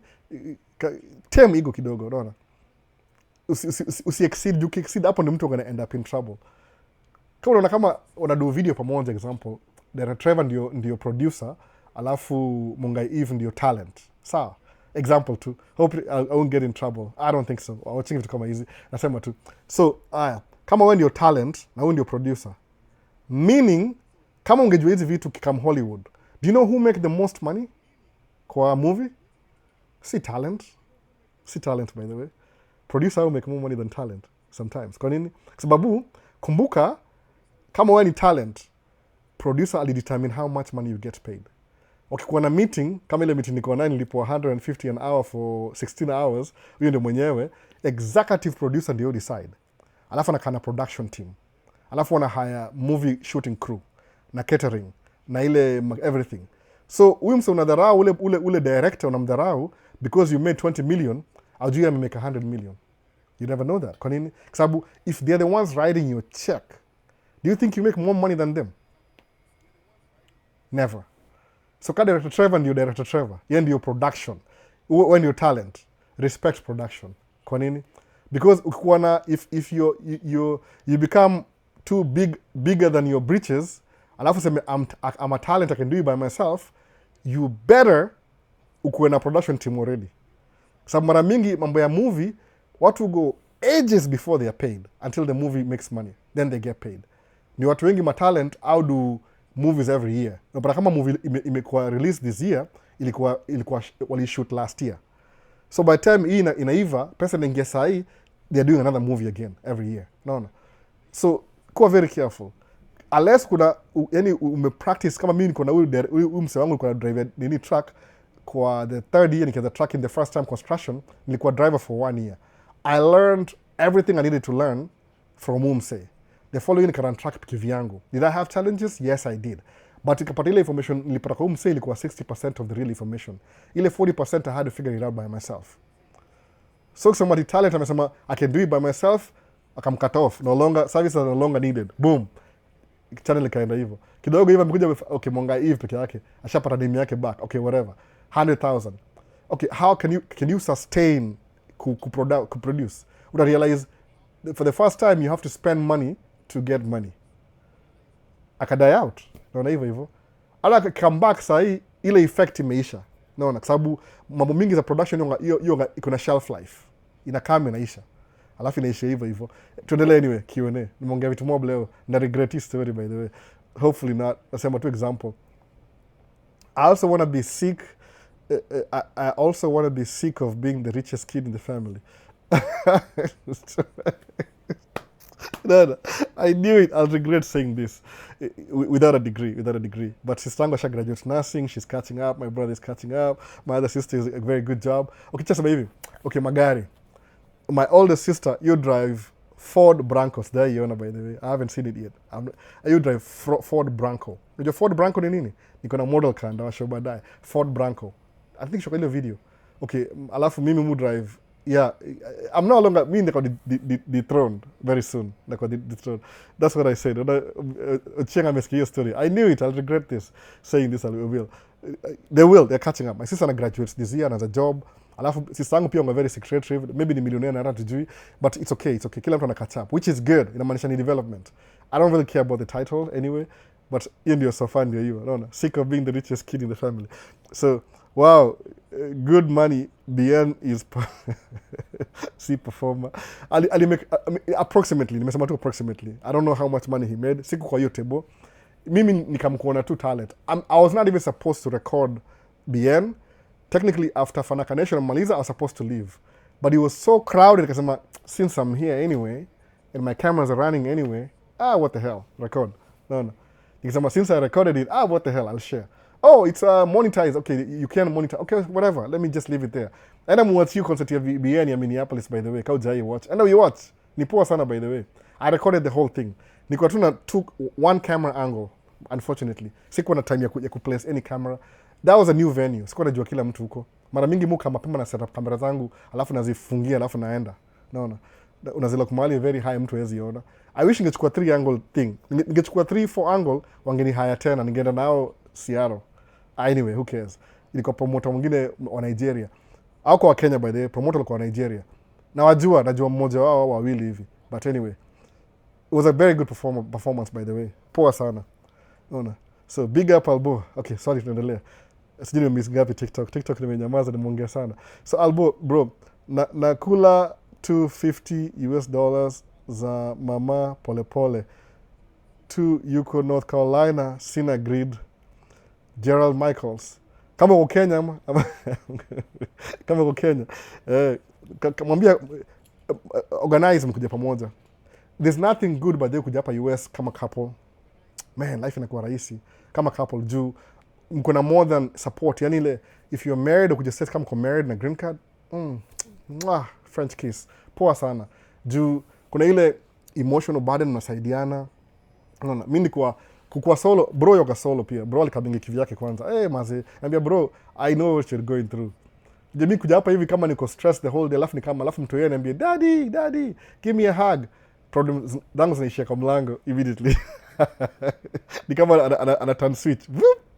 Anaanza kuniongelesha zile words zake hizo. Daddy, what you doing? Akona 3 words, 2-year-old. Anaongea mob. Sasa ina nataka kuunderstand asema nini. Okay, whatever that is.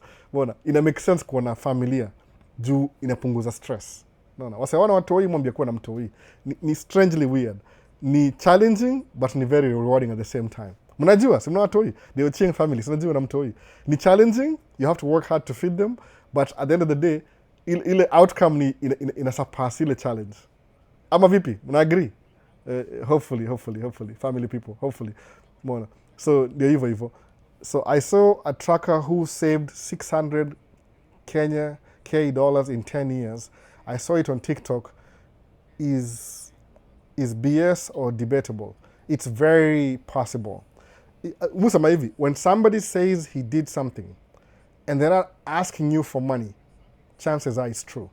Sababu Miss Day I'm saying, yaje, nitumie do, alafu, I'll never do that. No, sababu I'm doing this for free.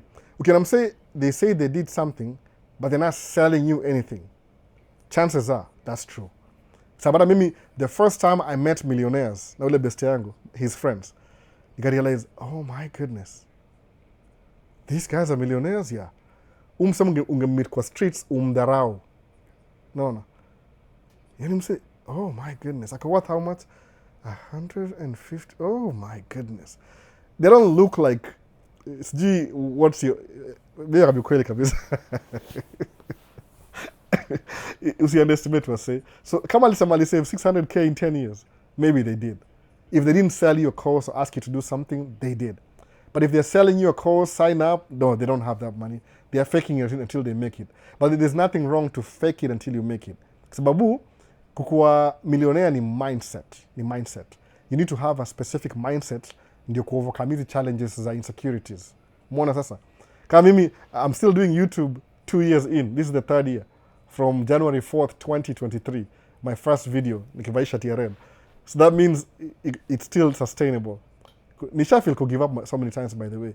Like when my kid was newborn, nikasema, should I just stop? Nikasema, no. If I stop, lose ile steam. Acha niendelee tu, naona. Nikaendelea tu. Body zika lose quality, videos zikakuwa still aje, nikasema, you know what, this is just a face, doesn't really matter. Views zika drop. But views really drop hivi. 2023, most Kenyans were on YouTube. I think somewhere in between wakaenda TikTok. Watu wakabaki TikTok. So by mimi kwangu TikTok ilikuwa kama I was overproducing on YouTube nikafeel kama kwenda TikTok ni kama ku underproduce. Alafu nikafanyiwa mashorts na one of my friends. Alafu na mwingine pia yuko hapa States by the way, Habib na Don. Alafu ikapata traction, ikasema wait a minute. It means videos za TikTok ni simpler than the YouTube. You know what? Let me switch to TikTok too. Nikaanza. So yeah, angalia me get traction. And the videos people are watching on TikTok now ni 2-year-old. No. Do hivyo because I save all my videos. Muzi mix by the way. Muenda 23, 24, 25. 23, 24, 25. Hivyo na mix and match. So naona TikTok is easier by the way. All I have to do ni kuchukua hii video sahi, alafu nikate hapa, angalia. I just slice it. Boop. Natoa hii part na hii part na kama caption hapo chini ni TikTok already. Umeona? Nikiona kama ni too controversial nasema no, it's too controversial na skip. Naachana naye. But ni cycle. Kama sahi me get so many views TikTok because people are not going back to work. Next week probably maybe it's the drop sijui. I'm still waiting nione kama wasa ita drop my views. Juu sana sema you're always on my for you page. What? Yeah, because TikTok is trying to sell. Na TikTok ya siku hizi sahi TikTok iko America sahi. Hii TikTok ya America ni American sahi. Si huko anymore. Si ByteDance Hong Kong ama si wapi. Ni ByteDance Texas. Iko Texas sahi. Wali move everything Texas. So ni American in a way. So sijui kama ni the same vile nyinyi mnaona, but either way I don't know how that's going to work. They need to have control. So ndio sasa. So the 600,000 that's probably true. Okay, tuendelee. Hi, accent tuna learn wapi for the ones who are already here. Nephilims. Una learn too. Do you have kids? Me, the first time learn accent in America, ni hizi matoys za watoi. You gotta finish mtoi. A, E, I, O, U. Daddy, that's not how you do it. How do you do it? It's A, E, I, O, U. What? No way. Machine. A, E, I, O, U. You gotta collaborate. How do you do vowels? Call a wife. It's A, E, I, O, U. See, A, E, I, O, U. Ni A, E, I, O, U. Oh, now that makes sense. Why? Because American ni A, E, I, O, U. See, A, E, O, U. So kichukua word moja ya kizungu ya American English, we pronounce under vowels za A, E, I, O, U. Ina make sense. Kwa nini? Useme, oh, I'm gonna get a taxi cab. Taxi cab. A. No, evil. So, I'm trying to open a man cave store in Kenya. It will be the first man cave store in East Africa. Oh, go ahead, by the way. This is not my name, by the way. Man cave ni location. This is a man cave. No. It's Maisha States. Hata Maisha States si yangu. Nile tu, I've used it so many times that niko, it's associated with me. Ni Maisha States. Maisha ni jina ya mtoto wa Ayamarwa. So labda Ayamarwa fikiria, umse amekopi mtoto wangu. Ayamarwa. My kids, sijui kama slow down siku hizi, sionangi video zake mostly. Akona mtoto yaitwa Maisha. Ukikuwa paro ina slow down kidogo. You have to be very careful. Yani before you get a kid na kwa YouTube, anza kwa adjust low, utakuwa na do videos uko na mtoi, juu ina adjust vitu. So gari yangu imeandikwa license plate ni Maisha. So people think my name is Maisha. Si Maisha, ni Albo. Channel ni Maisha still. Unaona kuna so many branding hapa hivyo. Too many things. So man cave, fungua man cave. If you want me to send you some t-shirts za man cave, nakutumia easy hapa easy. Inaonekana man cave t-shirts. Zika hizi ni za wife though. Alijitengenezea hizi zangu. But mimi nililipia. Anyway, alinicheza. But nita print more baadaye. Alikuwa anasema let's just try and see how they look like. Okay, so imeandikwa hivyo, naona man cave. So t-shirt ndio hii. Natumia hizi t-shirt uniuzie. Naona. Imeandikwa hivyo. Ile Kenyan American Maisha States, naona. Established 2023 January. Man cave talk. Ndio hiyo basi. Hiyo ndio promotion. Na make more. Hii ni I think 2XL. Tumewacha tunue the biggest one inakaaje. Move XL. Ama 2 ama XL. Move ini XL. Move XL by the way. XL. So ini 2XL inakaa inanivaa. Sivai. Oh, Q&A nasahau. I'm getting caught up. So Mustafa anasemaje? Talk about Somalis and the scam going on. What do you think?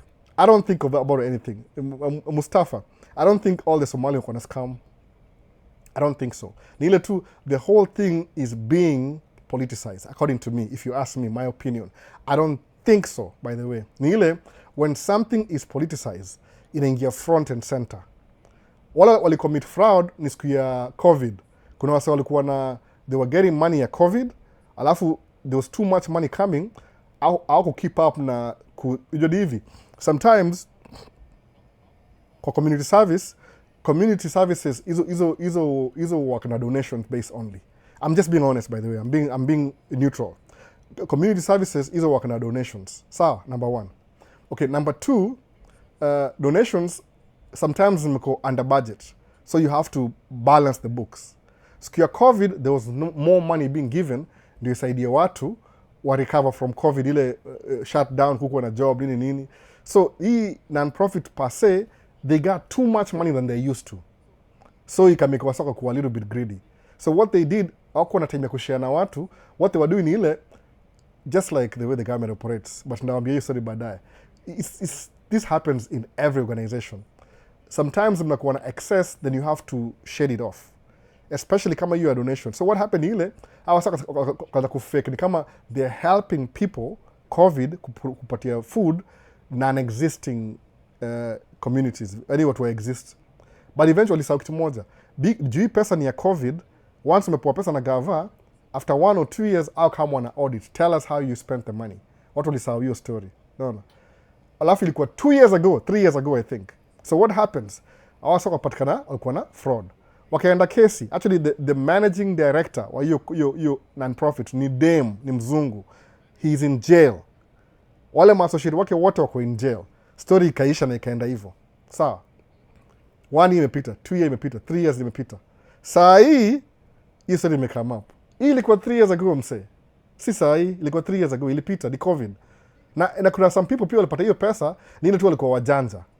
Did I get that money too? Mimi nilipata pesa PPP. PPE, ni PPE.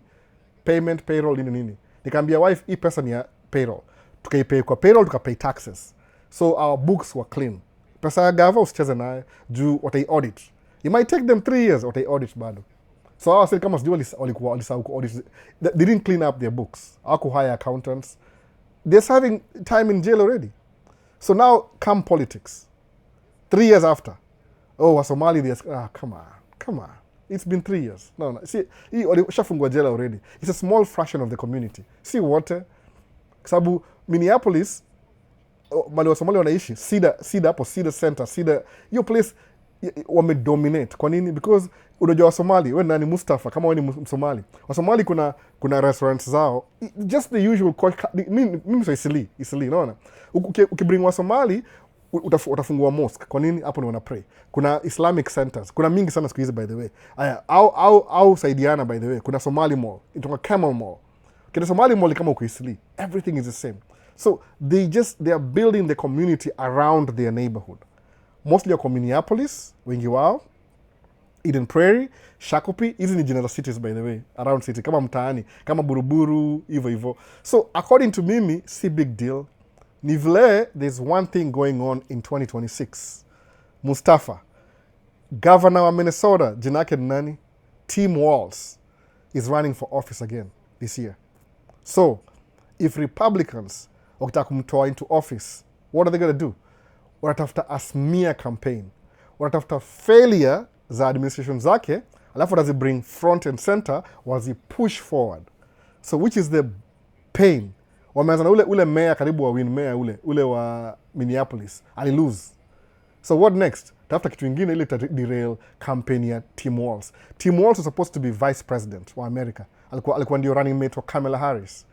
Meaning, umse ako na potential ya kuwa president. So what do? Ukimtoa governor, upate Republican hapo hivyo. Ita slow down ile pressure ya midterms. That's what they're trying to do. Ni smear campaign ya Tim Walz. Simple. Mimi nakwambia ukweli kabisa. According to my at least information mimi najua. Bila kwa biased. Ukipoliticize something, inaonekana kama that's the big picture. Lakini kumbuka the people with the loudest voices ni minorities, si majority. Si tunajua by the way. Au contribute kwa hiyo economy sana. Matruck driver wengi wa Minneapolis ni wa Somali. Unaona hivyo? wale ma over the road. Si construction kama hiyo wasumbua kidogo, au kuja wanaenda because awapendangi story ya 3 months no work, hawajui ku understand hiyo story, au quit after 3 months. Mimi nimezoea naambianga, what do you have to lose? Ni vile msemi ingia tracking ya construction kama employee, unaona. Mimi sijalipwa saa hii, the whole month of November sijalipwa. My last check ilikuwa December 31st, that's it. Ile arrears ilikuwa due last month. So the last check ilikuwa nimekaa tuseme 1 month bila check. I'm used to it. Kwa nini? Kwa sababu manage pesa yangu, unajuaje this is how much money I need in a month. If as long as I have this money, 3 months are covered. That's what I do. Umeona sasa? So hii ni political stuff tu. Ukibelieve hii story, kutakuwa na macases hapa hivi, but eventually utaona hiyo the truth ita come out. Ni ile kibaya cha jitembeza, unaona, kizuri cha jiuza. Hiyo the truth ita come back polepole once imeweza kuwa debunked polepole, utaona hivyo. Sisi tumejenga hizo manyumba na come on man, wase wakada hapa bana, unaona. Daycare kuna watu fanya hivi kama Amazon, kuna 3 shifts za Amazon. Kuna 6 to 2, 2 to 10, 10 to 6. So kama Msomali mama ako home na watoi, alafu anaingia job 2, what time will they drop off their kids kwa daycare? Sini 2 o'clock before in the job, ama 1:30. Alafu what time will they pick them up? 10 in the evening. Lakini jua kuna familia watapika watoi kama 7 because of sheria za daycare, alafu wapeleke home akama wachukue from their home. Ni community. Mimi najua, mimi naishi nao. Unajua mimi hapa ni Isili ndogo, Minneapolis. See the whole of Minnesota come on. Ni a fraction. Wazungu bado Minnesota ni how many percentage? Kama unakujua 79%. No. So to see bado ni minority in any way. Nimetoka naishi Minneapolis, which happens to be the business capital city of Minnesota state. So inakuwa amplified. Naona hivyo. Ilhan Omar ni hiyo ndio district yake pia. Inakuwa amplified. Kwa nini? Kwa sababu she's good at rallying her community wamvotie yeye. Hata mimi sivotiangi Ilhan Omar by the way. Mimi niko outside Ilhan Omar. Naona hivyo sasa. But watu wa kwao wanamvotia. Ni politicizing. Ni hiyo tu. Judizia ni elections by the way. That's why. According to me, I believe. Unless there's another new story. But ile overall, just being politicized. Wewe ngojea ifaya ipite alafu angalia ukweli. Ukweli itakam baadaye. Unajua uongo hiyo travel faster. That's what I think. Ukiduliza hivyo. But unajua kama mko Kenya nyinyi mnapata first hand news. Mnaropokwa ni aje. Alafu wale magrifter, kuna wasoga magrifter. Kama mimi ningekuwa political analyst by the way, to be honest, if I was a political analyst YouTube channel, ningeongea hii story on the negative side of it. Kwa nini? I'll get more views, I'll get more money. But because me, I don't involve myself na politics, na hii vitu zingine, na achana naye nipite. According to what I know, ile mimi najua ile on the ground, ni politics. Kwa sababu they really want to tow you governor. Juu kuna vitu moba wanataka kufanya hapa Minnesota, anawakatia juu ndio governor, unaona. So wakimtoa, pia najua sentiments. Juu yesterday nimeenda kwa campaign ya one of the independent candidates, the things he was talking about, hata akijua aliongea hivyo matope, alafu half I realize, wait a minute, the guy who's recording this thing, he's black. Nikatoa kofia, change topic, pivot. Nikamwambia wife, you know this guy was talking like this, then when he saw me, switch topic. Kwa nini? Asema, oh, there's a guy filming me and he's black and I'm talking bad about, wait a minute. And switch. No. Sasa kana hiyo footage yake by the way. Nampatia but sasa fanyia kitu yote. Ndio nasema hivyo. That's what happens hapa in politics. Politics ya America ni dirty game.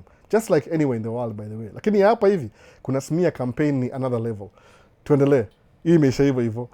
My 2 cents. Naona. Kama wale waliibu watashikwa tu of course. Kuna auditing. But si kila mtu. Naona. So how old were you when you started tracking and how did you come up with that idea? And where should I start as a Gen Z? Smart View 126. I think I was 29 when I got my license. Ile fiasco. Yeah, 29. Which was 18 years ago by the way. Alafu I drove for 2 years, 30, 31. Then 32, I bought my first truck. 33, 34, 35, I was trying to figure out the whole game. 36, I made so much money that I've ever made in my life. Then I've always been rich since then. I'm a rich guy. My definition of rich is not everybody else's rich, just me. My standards of rich is iko tu hapa. Anyway, that's what you do. You if you want to do trucking, by the way, trucking in business is not just driving the truck. It's the business end. Lazima understand the business end. Oh, I'm too scared, I don't know how to do it. Okay, believe me, ukishaanza hiyo business, it will teach you everything. Nimwambia wase, if you don't know what you're doing, just start. How do you buy your first truck? Finance. How are you going to finance? I think now there's more opportunities to finance truck than before, because most of the banks, they know how we make money. Yani kuna history. If I'll send you to my bank, they'll give you money. Why? Because mi ndakurefer, nasema, oh yeah, he's doing the same thing I'm doing. Oh, because mi yangu isha work, they know how money inaingia watakupatia nini loan. I think it's easier now than when I started. Nikianza tuko watu wengi sana, tulikuwa very few. Especially watu wa nini melanated people, tulikuwa very few. Sahi tuko a good number that to create record. So it's going to be easier for you kingia sahi. Sasa smart. So how old were you? I was 30 something. So if you're young, kama ule nani Edu alita kama kwa 25. Now he's 31. Nilimwona juzi by the way Edu. Amenyamaza, sijui nini mbaya na yeye, amenyamaza sana. But Edu ni myang. Young blood millionaire, ile video ile nikimu-interview. Edu ni myang. Ameanza kama kwa very young by the way. Pia ana degree. But ile kwenda mbele business, I'm not going to teach you how to run your business. That's you. That's on you. You have to figure out how to run your own business. But itakufundisha. The thing ni ile, kuna vitu mob. Kuna taxes, number one ni taxes. Na kuna expenses. So whatever money you make, toa taxes, toa expenses. Whatever is left over, come on 70%, pay yourself 20. Save 50. Kwa nini? Hiyo 50%, ndio utatumia hiyo 50% to scale up your business. Mimi, one of my disadvantages ya scale up my money fast enough ni ile I have a family to take care of. So sometimes, instead of paying myself 20%, na end up metumia 40% because I have a family. Because sometimes my wife is not working, so now I support the whole family anyway. So that's why I slow down. But wewe kuja hapa hivi kama ukianza sahi na kuna you're single for example, pay yourself 10%. Put away 60. But the 60 ni yako bado. Why? Because you already paid taxes and expenses. Your 60 hiyo, use the 60 to scale up your business. Ukienda 2, 3, 4, 5 years, I don't think you'll be driving truck anymore. I don't think so.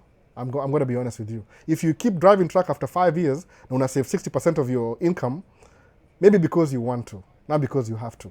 Don't make sense? So it's more of a business than driving.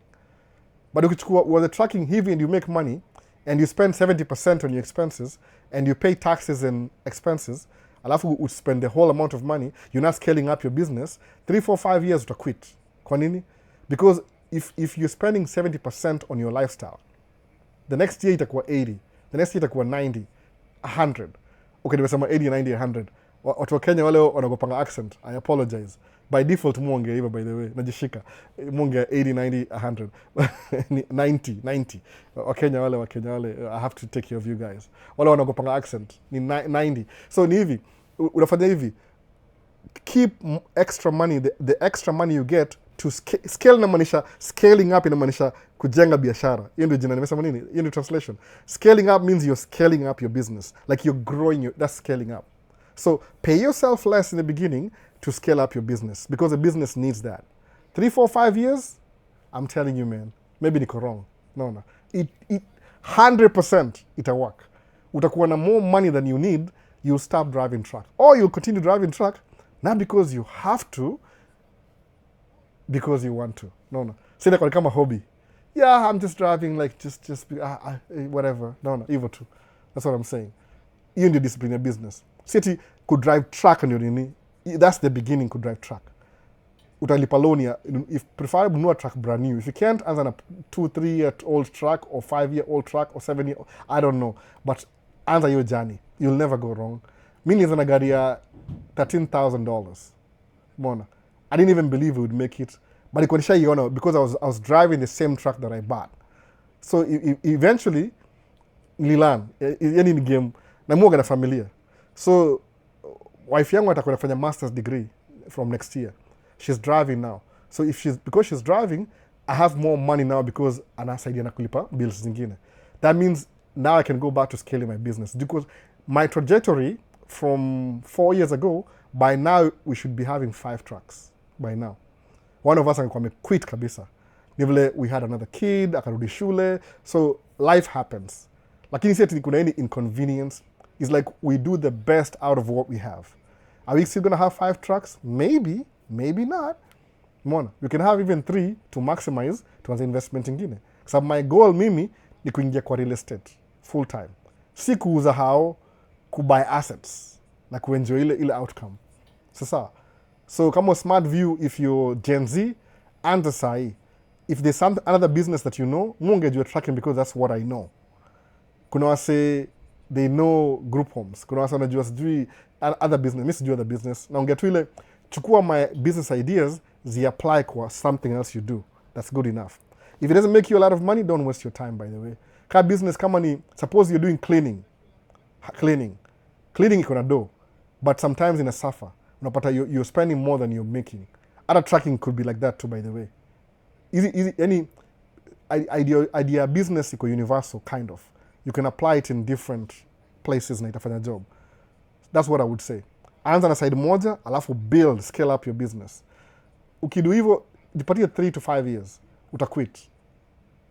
Imagine you're driving because you want to, not because you have to. Remember, the first 5 years, if you're driving because you have to, after 5 years because you want to. Meaning, ile pesa ya want to is just to buy more expenses, more assets. No. Itakuwa easier. Itakuwa front heavy, alafu inakuwa less in the beginning, later on. Front inakuwa difficult, inakuwa easy as you go. That's what I would say. Nimepreach hiyo tangu nianze channel 2 years ago. Mimi nini yangu disadvantage, sometimes I have to pay all the bills in the household. So ile pesa ya kuscale up ina slow down kidogo. But these are my kids. I chose to have 4 kids. No. BC wewe. No. Usi give up. This is my Sunday series. Steven Jagenta. Ni late bana. Nimeenda 2 hours. Oh my goodness, I'm getting in trouble. Ni aje Albo, uko job ama umetulia cause ya snow? Nimetulia, by the way. 1 month. The last time nimefanya job, I think ni before Thanksgiving. Maybe 1 day after Thanksgiving. Sikumbuki poa, by the way. But to me ni ile, the last time nilikuwa job ni before November the last week. So the whole of December sijafanya job. Man. Good holiday. No. Good holiday. So nimetulia tu. Ndio nasimiki videos za tracking anymore. Siko job. Niko home tu. So kindly, tupatie podcast na Malcolm mkipata time. How though? Nampataje? Mimi hatujuani personally, by the way. Hatujuani. Na yoga most naona kwa over the road. I don't know why he's over the road, by the way. Mwangalia sasa mumse. Malcolm anajua kusema story. Mtu ya kuwatch video zake za YouTube, zile za akona sheng mingi sana though. Sheng mingi sana. Hiyo sheng yake na mimi sielewangi vizuri. Sijui charges na manyonyo, sijui nini. Kuzile na understand kidogo, zile I used to hear my friends talk about these words, but I don't really get it. No. I don't know why he's driving over the road. I don't even know why. No. But anyway, maybe ni yake anajijua mwenyewe. Anakadi kama ako single na ana familia. Maybe that's why. Utaishaje kwa track? That's ni solitary confinement. Unaishi kwa track bana. Solitary anyway, mimi nasema tu hivyo. Maybe ana make do yake anajijua. Sijui. But nikimpata does do. I don't mind, by the way. But I think mtu kama yeye inabidi tuchape podcast kadhaa kwa sababu I don't think one sitting itasaidia. Lazima atuambie ana story more pia, naona. So it's best uende mwatch channel yake kivyake. Umeona? Ama labda akinimix ndamfundisha vitu fulani zile za kushoot camera. Jumuona, you do a terrible job, man.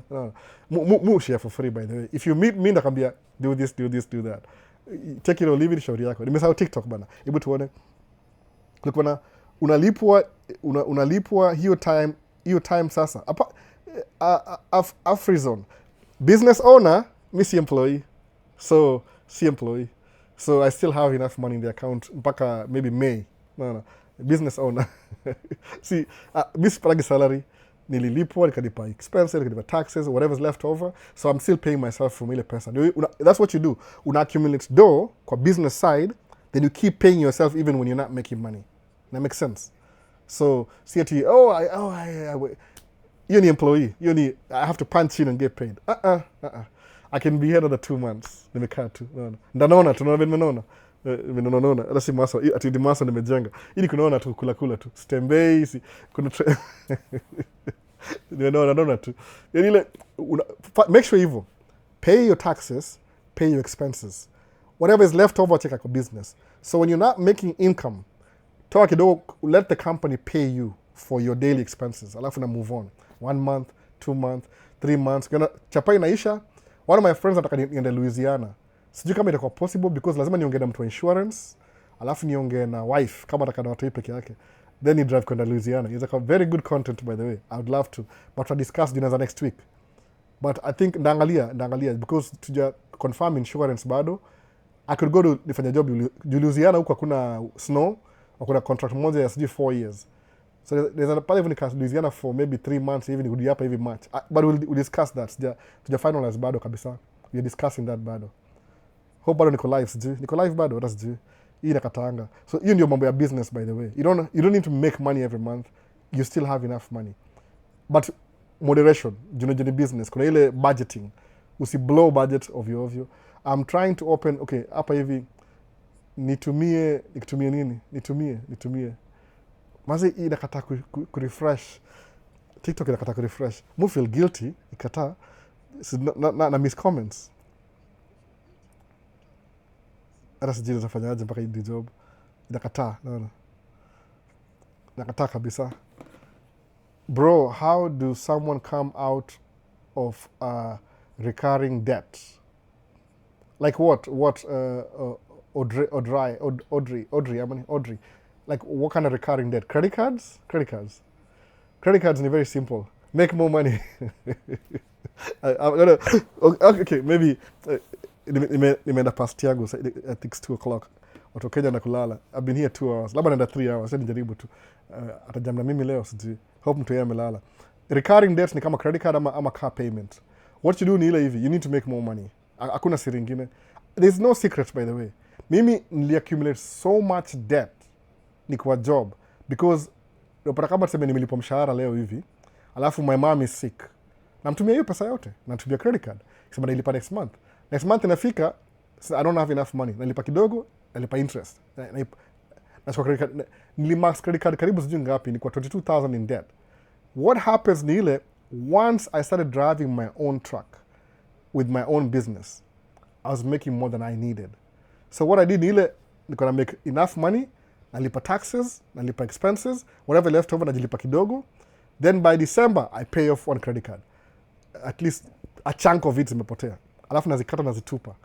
Big miss. I should have never done that, but I mean, I had to, ile discipline. Ningeze keep. Alafu juu saidi kuna credit card yangu history ili interfere nayo. So the next time nakuja I make more money, I pay taxes, I pay expenses, everything, I pay off credit card. The third year nika pay off everything. You just need to make more money. Mona. Ama if you're making more money already, ama you have a little bit of money, budget. Jiweke place comfortable, start paying a huge chunk every month ndio iishe because it's recurring. Itakulet down. The worst thing in America is credit card because you're paying for your debt plus the interest every month. So you're losing twice. So recurring debt, please, that should be your first priority because it's making you poor. You're making somebody else rich. Because as long as you have that money, guess what you're doing? They're making money from you. So please pay off credit card. It will make you broke. You're not only paying for the money you borrowed, you're paying for using their money every month in terms of interest. Now you range between 7% to 29%. Recurring, inaenda hivi na hivi. If they feel like they're too broke, inakuwa 29. If they feel like they'll get in trouble, inakuwa 22. So you're making them rich. Ni disadvantage kwako, by the way. No, ni daytime robbery. But that's the system. What do you do? No. So I'm trying to, in a refresh. Come on, man. Come on, TikTok. Inakataa tena akia nani. Hii ni question ya kitambo na try ku-answer nyuma kabisa na imekataa bado. Come on. What are you doing? What's doing? Mtaisa makaiba. What's doing, daddy? What's doing? Imerudi chini kidogo. Hebu tuone. Kenzo. Okay. Come on, man. Alafu ile namba, okay, imeenda mbali sana. Comments, man. Don't do this in a refresh tena. Kia nani. Give me a hard time. That's kwa wifi yangu dedicated. So hizo track haziwezi fanya kazi ya kubeba hiyo snow watu wa scoop. That's actually I'm thinking job ya next week ni ya kubeba snow. But definitely okay, it's a job next week ni snow. Ile kampuni either nijitafutie mwenyewe but niko still holiday. Ndakukaa kama 1 week ya Januari kwanza alafu niingie job. I'm not ready for work yet. Because the last 3 years Kama last year niliingia job on the 3rd. That was terrible. Niko peke yangu, by the way. I want 1 week before nifanya job. But I'm ready anyway. They might call me. Mostly only call after 7th, 8th hivi. Unaona? But tutaona tu. Hiyo ndio job iko next year kubwa snow. Sahi. Tukitoka, yani ukiingia job sahi tunaanza na snow because snow imecover nini? Imecover my mortgage loan on 1099. Mortgage loan. Is that the recurring debt? Mortgage loan on 1099. Kuwa specific. Ama tuma nitafute tuongee. I might be able to help you. I might. Sijasema si guarantee because it's free. Mi si agent for free. Because I know by helping you I'll learn something else too. That's why even call me tuongee. Atiwaje? Hamlo too. Call me tuongee. So smart. Have you ever been sued or is it a big deal? Ama ni part of life? I don't think I've ever been sued. I've never been sued. For what now? Kilika naogopa kuwa sued ni child support from baby mama. Nimengojea hajai ni sued mpaka sahi, so maybe it's coming, I don't know. But today kuwa sued. So far, for what? More than a law-abiding citizen. I don't really do anything. Like, what illegal things do I do? Nothing. No. I drive, keep the speed limit. I pay my dues. I pay my taxes. I don't know. They've never been sued. For what now? What did I do to get sued? It's quite high profile. It's small business. So, never been sued, by the way. So, kama zinaweza beba snow, basi ni mtu anaweza kuwa na income throughout the year. Ama uko home and your own choice and hizo kazi za snow ndio hakuna. Kazi za snow ziko. Njani hivi, broker wa snow ni different. Acha niwaambie jina for example. Kuna video by the way. Na share hiyo video kwa nini. Kuna mse fulani yoga pia trucker. There's a guy who ni American. He's American, ni trucker, alinunua Volvo kama mimi. You make video. Mumfollow by the way. Because nilimfollow juu hivi because this one time niko naambia wasee hizi madam truck ni 300,000. They didn't believe me. So I looked up anybody who bought a truck. Nikapata channel yake. Namjua. I don't think we know each other. I don't think he watch content yangu. Maybe he does. I don't know. But they make video for a while. So channel yangu imekuwa Alhal imekuwa dormant kidogo. Hiyo channel ya Alhal. Sija make video for sijui karibu 300 days. So yeye kuna kampuni moja itonga Bullfrog. Kama ng'ombe, frog, chura. Ng'ombe, chura. Bullfrog ni kuna contract ya snow everywhere hapa hivi. Because ni ya snow to Bullfrog. If I want, the sign up now. The thing ile, I'm not willing to go to work right now. Kwa nini? Tumekuwa na watoi wako home. The only time I get to spend time with my kids, ile unlimited, ni December. Summer is my busiest month. Wako home 3 months, but I'm always working. So mu take advantage maji because I have a family. Alafu, si lazima ufanye job kila siku. If you've made enough money, take some time off. No, it doesn't hurt. Mi niko kwa hao the whole month. Now believe me, I checked my account, I was so happy. The only stupid things nimenunua ni chakula. I'm gonna be honest. Mostly, when I'm home, I tend to buy stupid things. No. Ile camera, nini. But this time, I come home 1 month. The only thing nimenunua ni food. Food related, maybe. I think I didn't know anything. Any utilities. They know anything outside the scope ya expenses. So expenses zangu za December zilikuwa minimum. Why? Because nimekuwa home for 1 month. So they do anything. I don't go sababu kuna snow, alafu ina melt, alafu kuna snow, kuna baridi, mimi ni mgonjwa. Sijaenda anywhere this month. So the first month they do anything stupid na pesa yangu ni last month. So I'm doing good. I'm doing good. So the BM boss moves.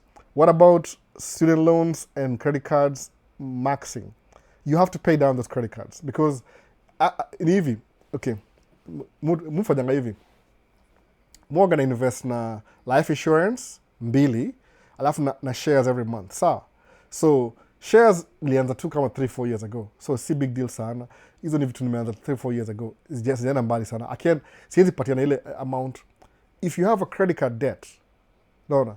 Mimi, when I take my money, alafu na buy shares, I'm gaining 5 to 7% every year. Nasema hivyo. Ama to 10% every year. Sometimes I lose, but a long time become an average 10%.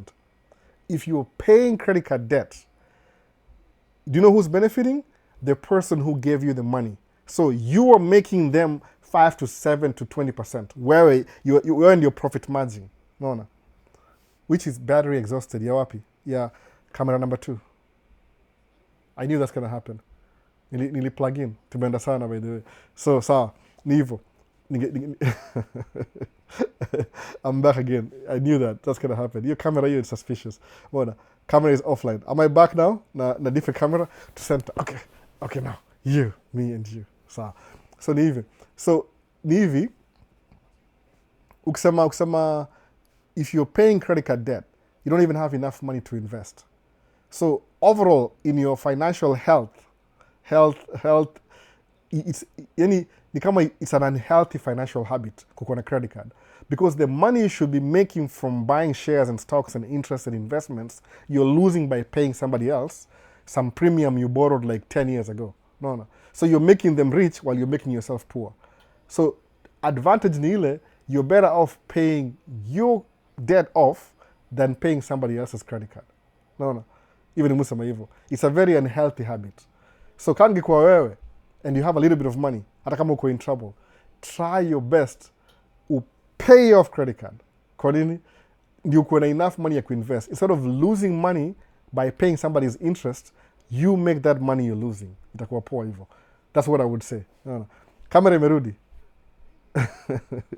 So, for a person in their early 20s, would you recommend long distance tracking ama hiyo yake yenye unafanya, especially if they're newcomers in America? Fake friend one, whatever. Okay, jina yako siwezi sema yote. But ni hivi, if you're 20-year-old and you're able to go to school, go get your degree. Najua ni unconventional advice. Go get your degree. Uko na hiyo degree, ikuwe plan A. Unbelievable. Albona mbianga wasewa aende tracking, wasiende chuo. Hapana, if you're 20, go get your degree. Number 1, 4-year degree. Hata kama ni associate degree, get your associate degree. Then come do tracking. So tracking when you're off, kama 3 months, go back and do your degree. Because ukisha make do your tracking, then you move to the next level kama tuseme unataka kudo your business. You'll need your degree kukusaidia kwa hiyo side ingine ya hizo vitu zingine. Sasa, if it makes sense to you, get your degree kwanza, kama uko 20s, early 20s. 25, anza ku drive truck. Then when you're 30, nimesema 30, kuja uendeshe truck, the money from the trucking, pay off your student loan, alafu you can even go do whatever you want to do. No, sijui nini kabisa. Nasema hivyo. So, go to school first. Wacha story more. Kama uko late 20s, yeah, maybe ingia tracking. No. Camera imeenda off. Again, ama sidi moja ama. I'm back na hii ingine. I'm back. Na hii camera number 2. Ningeiseti poa. No, ningejua. Acha niable TikTok inakaa. Iko poa bado. You can see my head. Iko up close kidogo. Nilijua ile nilikuwa nimeanza live karibu 1 hour before, nikaiwasha. Alafu nikaenda upstairs. Mtu yeye akaamka. Nikatry kumhepa, eventually nikamhepa. Sawa. So iko sawa. Nimeweka kamera 2 backup just in case. Hata nafa kubackup pia third, by the way, just in case. Muone. Nimeletea sema tu hizi kamera muone, hizi ni za outdoor, hizi ni za indoor. So ndio hiyo. Kamera imeenda off. Sawa. Unalipwa, okay, sawa, tumemaliza. Maze TikTok iko messed up leo. Ama wanani censor maybe, sijui. Ju comments zikuja vile zinakuja. Hebu tuone. Maybe ime refresh. Hapa. What about the school loans credit card? Okay, hiyo gotcha, ulilipa hiyo sasa, mambo, nitumie. I'm trying to open a man cave. So I'm trying to open a man cave store in Kenya. It will be the first man cave store in East Africa. Uncle John Store, Kenya. Oh, please do. He accent tunalan wapi for the ones who are already here. Okay, nishasoma hizo. Alo albo. Okay, sawa. Hiyo common app iko poa, by the way. Hiyo common app iko poa. Salamu from Emmanuel na Einstein. Oh, Emanuela. Oh, karibu sana. Cooper Wheels. Mbona mnatumia Cooper Wheels? Bro, how do someone come out of a recurring debt? Ndio sasa hiyo. You paid off. You make more money. Degrees Celsius. Kenya, we work with degrees. Yani the Celsius. Degrees Celsius. Ndio hiyo. -4 degrees Celsius. Ndio hiyo. I'm going back to the comments. I think somebody amewacha kunini. It's updating now. No, finally. I hope so. I don't know. Inakataa. Whatever. So, Betty Njuguna, hey, pure facts in this life. Imagine Aisha's, okay, tumekatch up. Siko mbaya sana. Niko fiti. Naona bado tuko fiti. Tuko camera number 2. Okay, wala wasa watakuona vile studio yangu inakaa, by the way. Kama umekuja late. Ndio studio picture, ndio studio shot. Ndio this is studio shot, ndio. Kuna computer hapa, computer. Alafu kuna soundboard, ndio ile soundboard pale hivyo. Soundboard. Alafu kuna screen nyingine pale hivyo. Even if mfanya live. Ndio swali last week. Albert, where's studio? Ndio hiyo basi. Iko hivyo. Ni makeshift, ni meza tu, I can move it, ni meza. So whatever I'm seeing ndio iko computer hapa, kwa screen hapa. Alafu kuna soundboard pale, alafu kuna screen nyingine pale na record. Alafu kuna camera. Amwezi na camera, sijui kama na camera. Iko wapi kitu? Camera ndio hizo hapo. Kuna light hapa ndio haribu macho. Amwezi na camera. Camera iko somewhere in the dark over there. Kuna 2 cameras, 3 cameras in the dark. But ndio hiyo screen na hivyo. Unaona? The business guide to start your own business. Dummy. Sasa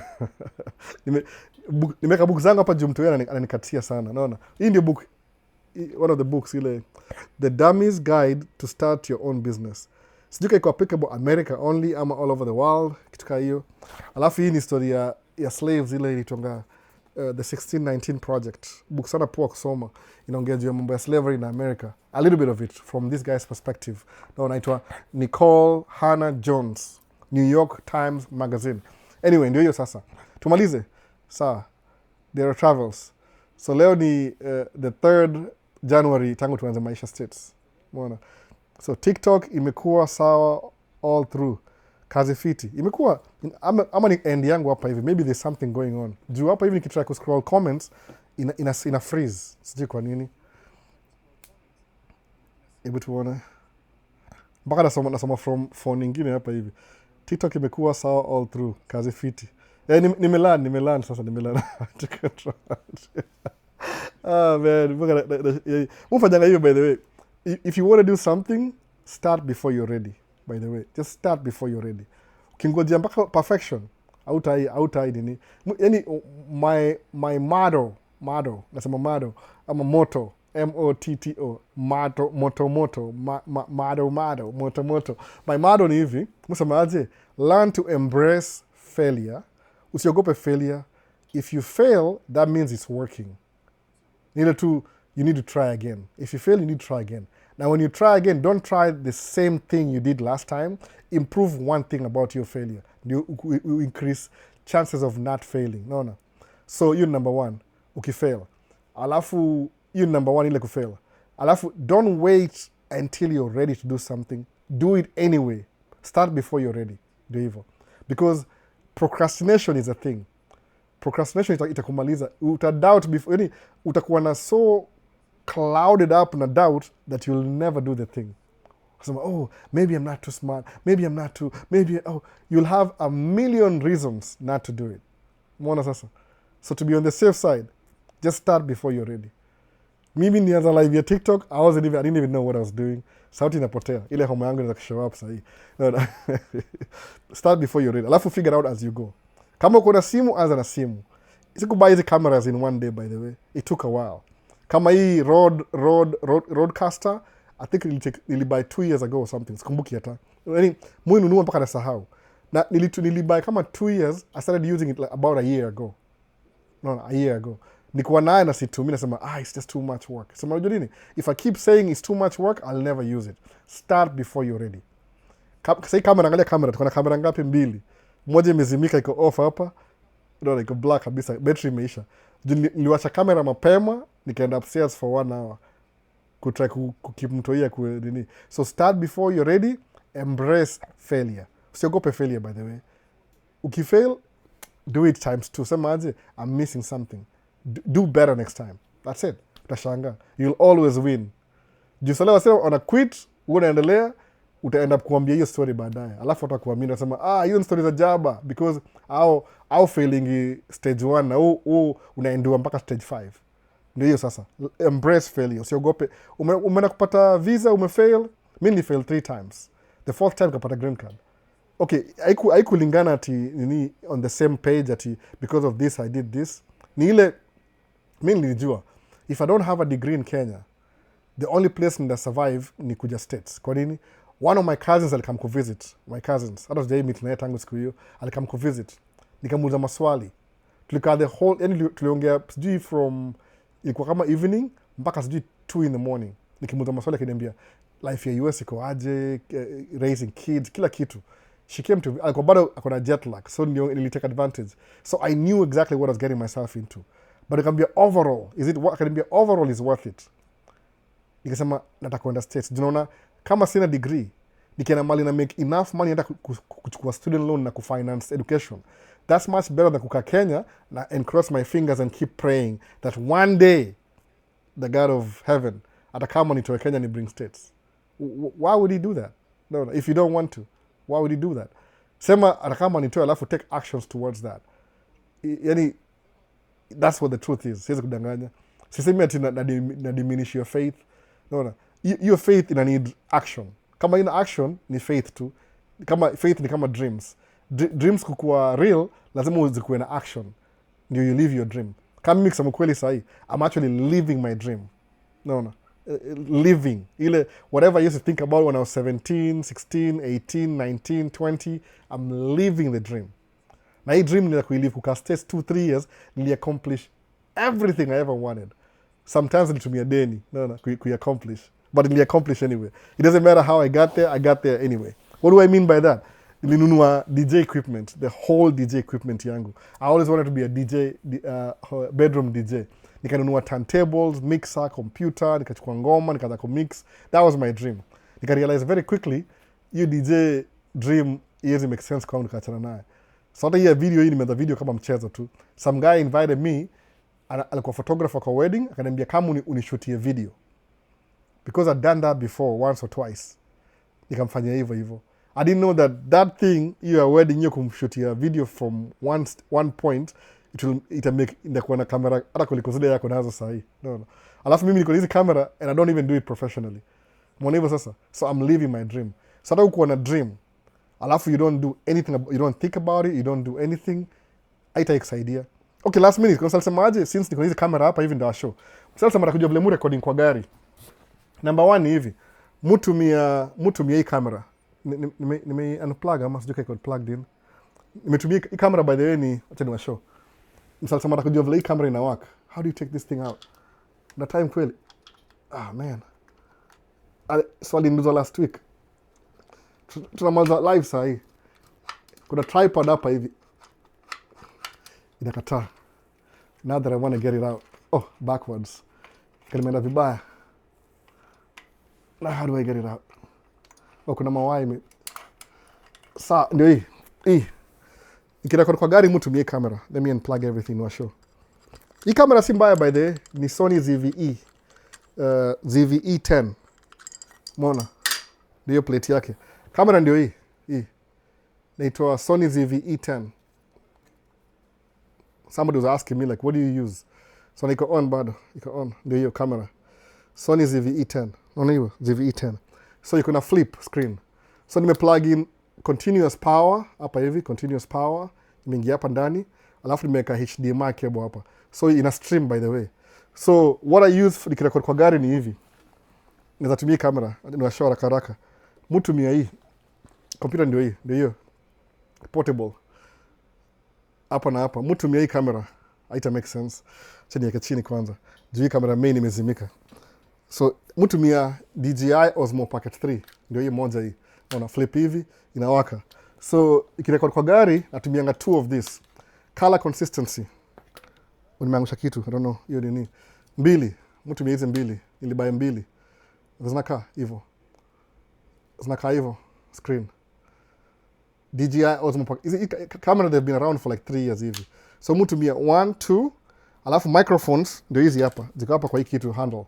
Moja ni ya white, ingine ni ya black, ndio ni differentiate which is which camera. Unaona? Alafu kuna hizi ma ND filter. Somebody wanted to know just in case. Na make video zingine lakini ndio hii. Ile tu ya haraka haraka ndio hiyo. So hata nimesahau which is which na nimezimix tena. White ndio hii. Ile color coded. Alafu na hii. So mtu hizi 2 nikirecord niko na mount kwa gari, si mount permanent, ni kama temporary. Alafu kamera ya third ndio hii hapa hivi. Hii audio mutumia the same thing I'm using right now, audio. So if you want to know kama hii video it makes sense, ni live tu, nasema tu just in case. Hakuna gatekeep, mutumia hii. This is my audio. Hiki ni powerful. It was Zoom F2 field recorder. Zoom ndogo sana, nimeipower hapa, ndio hii microphone hapa. Hii ndio audio yangu backup. So that's it. Anything else? 3 hours mark. Nani amesema? Noma sana hiyo gadget. Oh, live stream. Dero kuna hizi vitu zote, by the way. Kuna hizi vitu zote. Unanitu ile HDMI na hiyo cable. I think alikupatia, sijui kama alikupatia hizo nini. Napenda setup. Ndio hiyo, hii kamera unafanya tu live haraka haraka tu. Una plug in HDMI, alafu uende kwa settings useme allow clean HDMI. Alafu inakushow kila kitu. Ni clean kweli, si clean. Ni clean. Hata sijui, hebu tuone. Ni clean. Ni clean HDMI, unaona? Clean. Ndio live hapo hivyo. Alafu soundboard ndio ile. Alafu ile kamera ndio zile pale. You can't see them sababu ni reflect. Ni clean HDMI. Hii ni Sony ZV-E2. Unaona? Back. For demonstration purposes too. Then bring hapa hivi. So the same setup ni mtu kwa zile kamera kwa live. The same thing. Sawa. So anybody who was asking, sijui kama kwa hapa leo ataiona. Napenda setup Dero na maza live side imeenda 3 hours. You have been an inspiration to me. Asante kuni-inspire na motivation. Yeah, Dero travels hivyo kila siku. So Sony ZV-E10 ni kamera fiti sana. Yeah, ni poa sana kwa nini kwa yani ni new, iko na new features. Unaona? Tupatane next Sunday. Peace out. Najua watu wanakulala bana. Kesho labda ni job. Thanks a lot. Live stream do sana. Do sana. Anything TikTok? Tumaza YouTube basi. Tuanza na TikTok kwanza. Anything nimemiss hapa hivi? So, kama una swali uliza, tulafuta do live baadaye. So tumeingia the 3rd year ya Maisha States. So, the end live hapa hivi kama itakubali. Ina hang every single time. Start before you're ready and prepared. Na hivyo. Anything. End live kama itakubali. Takataa. Kamera number 1 ilikufa leo. Number 2 ndio hii. Butoni kama itawaki hivi. So ndio mimi TikTok. Kataa. Tena tuko one anyway. So it makes sense. Tena tuko kawaida. Imekataa bado. Man. Videos are track. Which software do you use to sync videos? Ni CapCut. Ile CapCut ya kawaida. I think lazima uko na Pro. Sijui kama na Pro na check sijui. CapCut nafanya hivyo.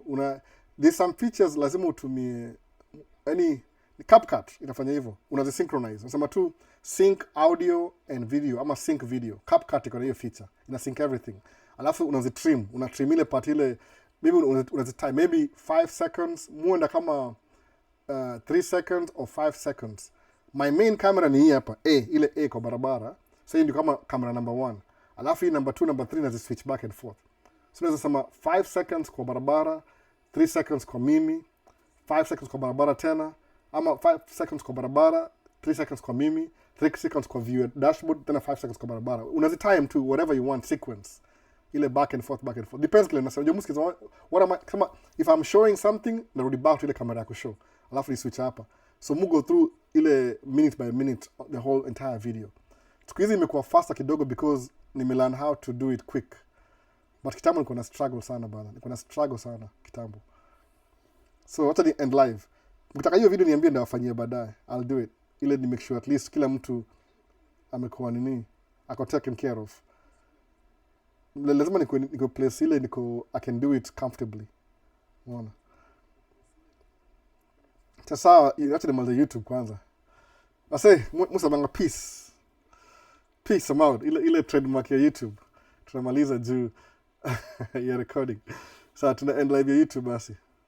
TikTok struggle ni hadi. Niko late sana sahi. That's a wrap. TikTok imekubali. end now. Baadaye wase, kama una swali uliza kwa comment below ama tuma DM alafu tuongeze story baadaye. Niko hapa 3 hours bana, almost 3 hours. Imefika 3 hours already. Kama ita end imekata kuenda. Ime-end sasa. Unaona. Bless up.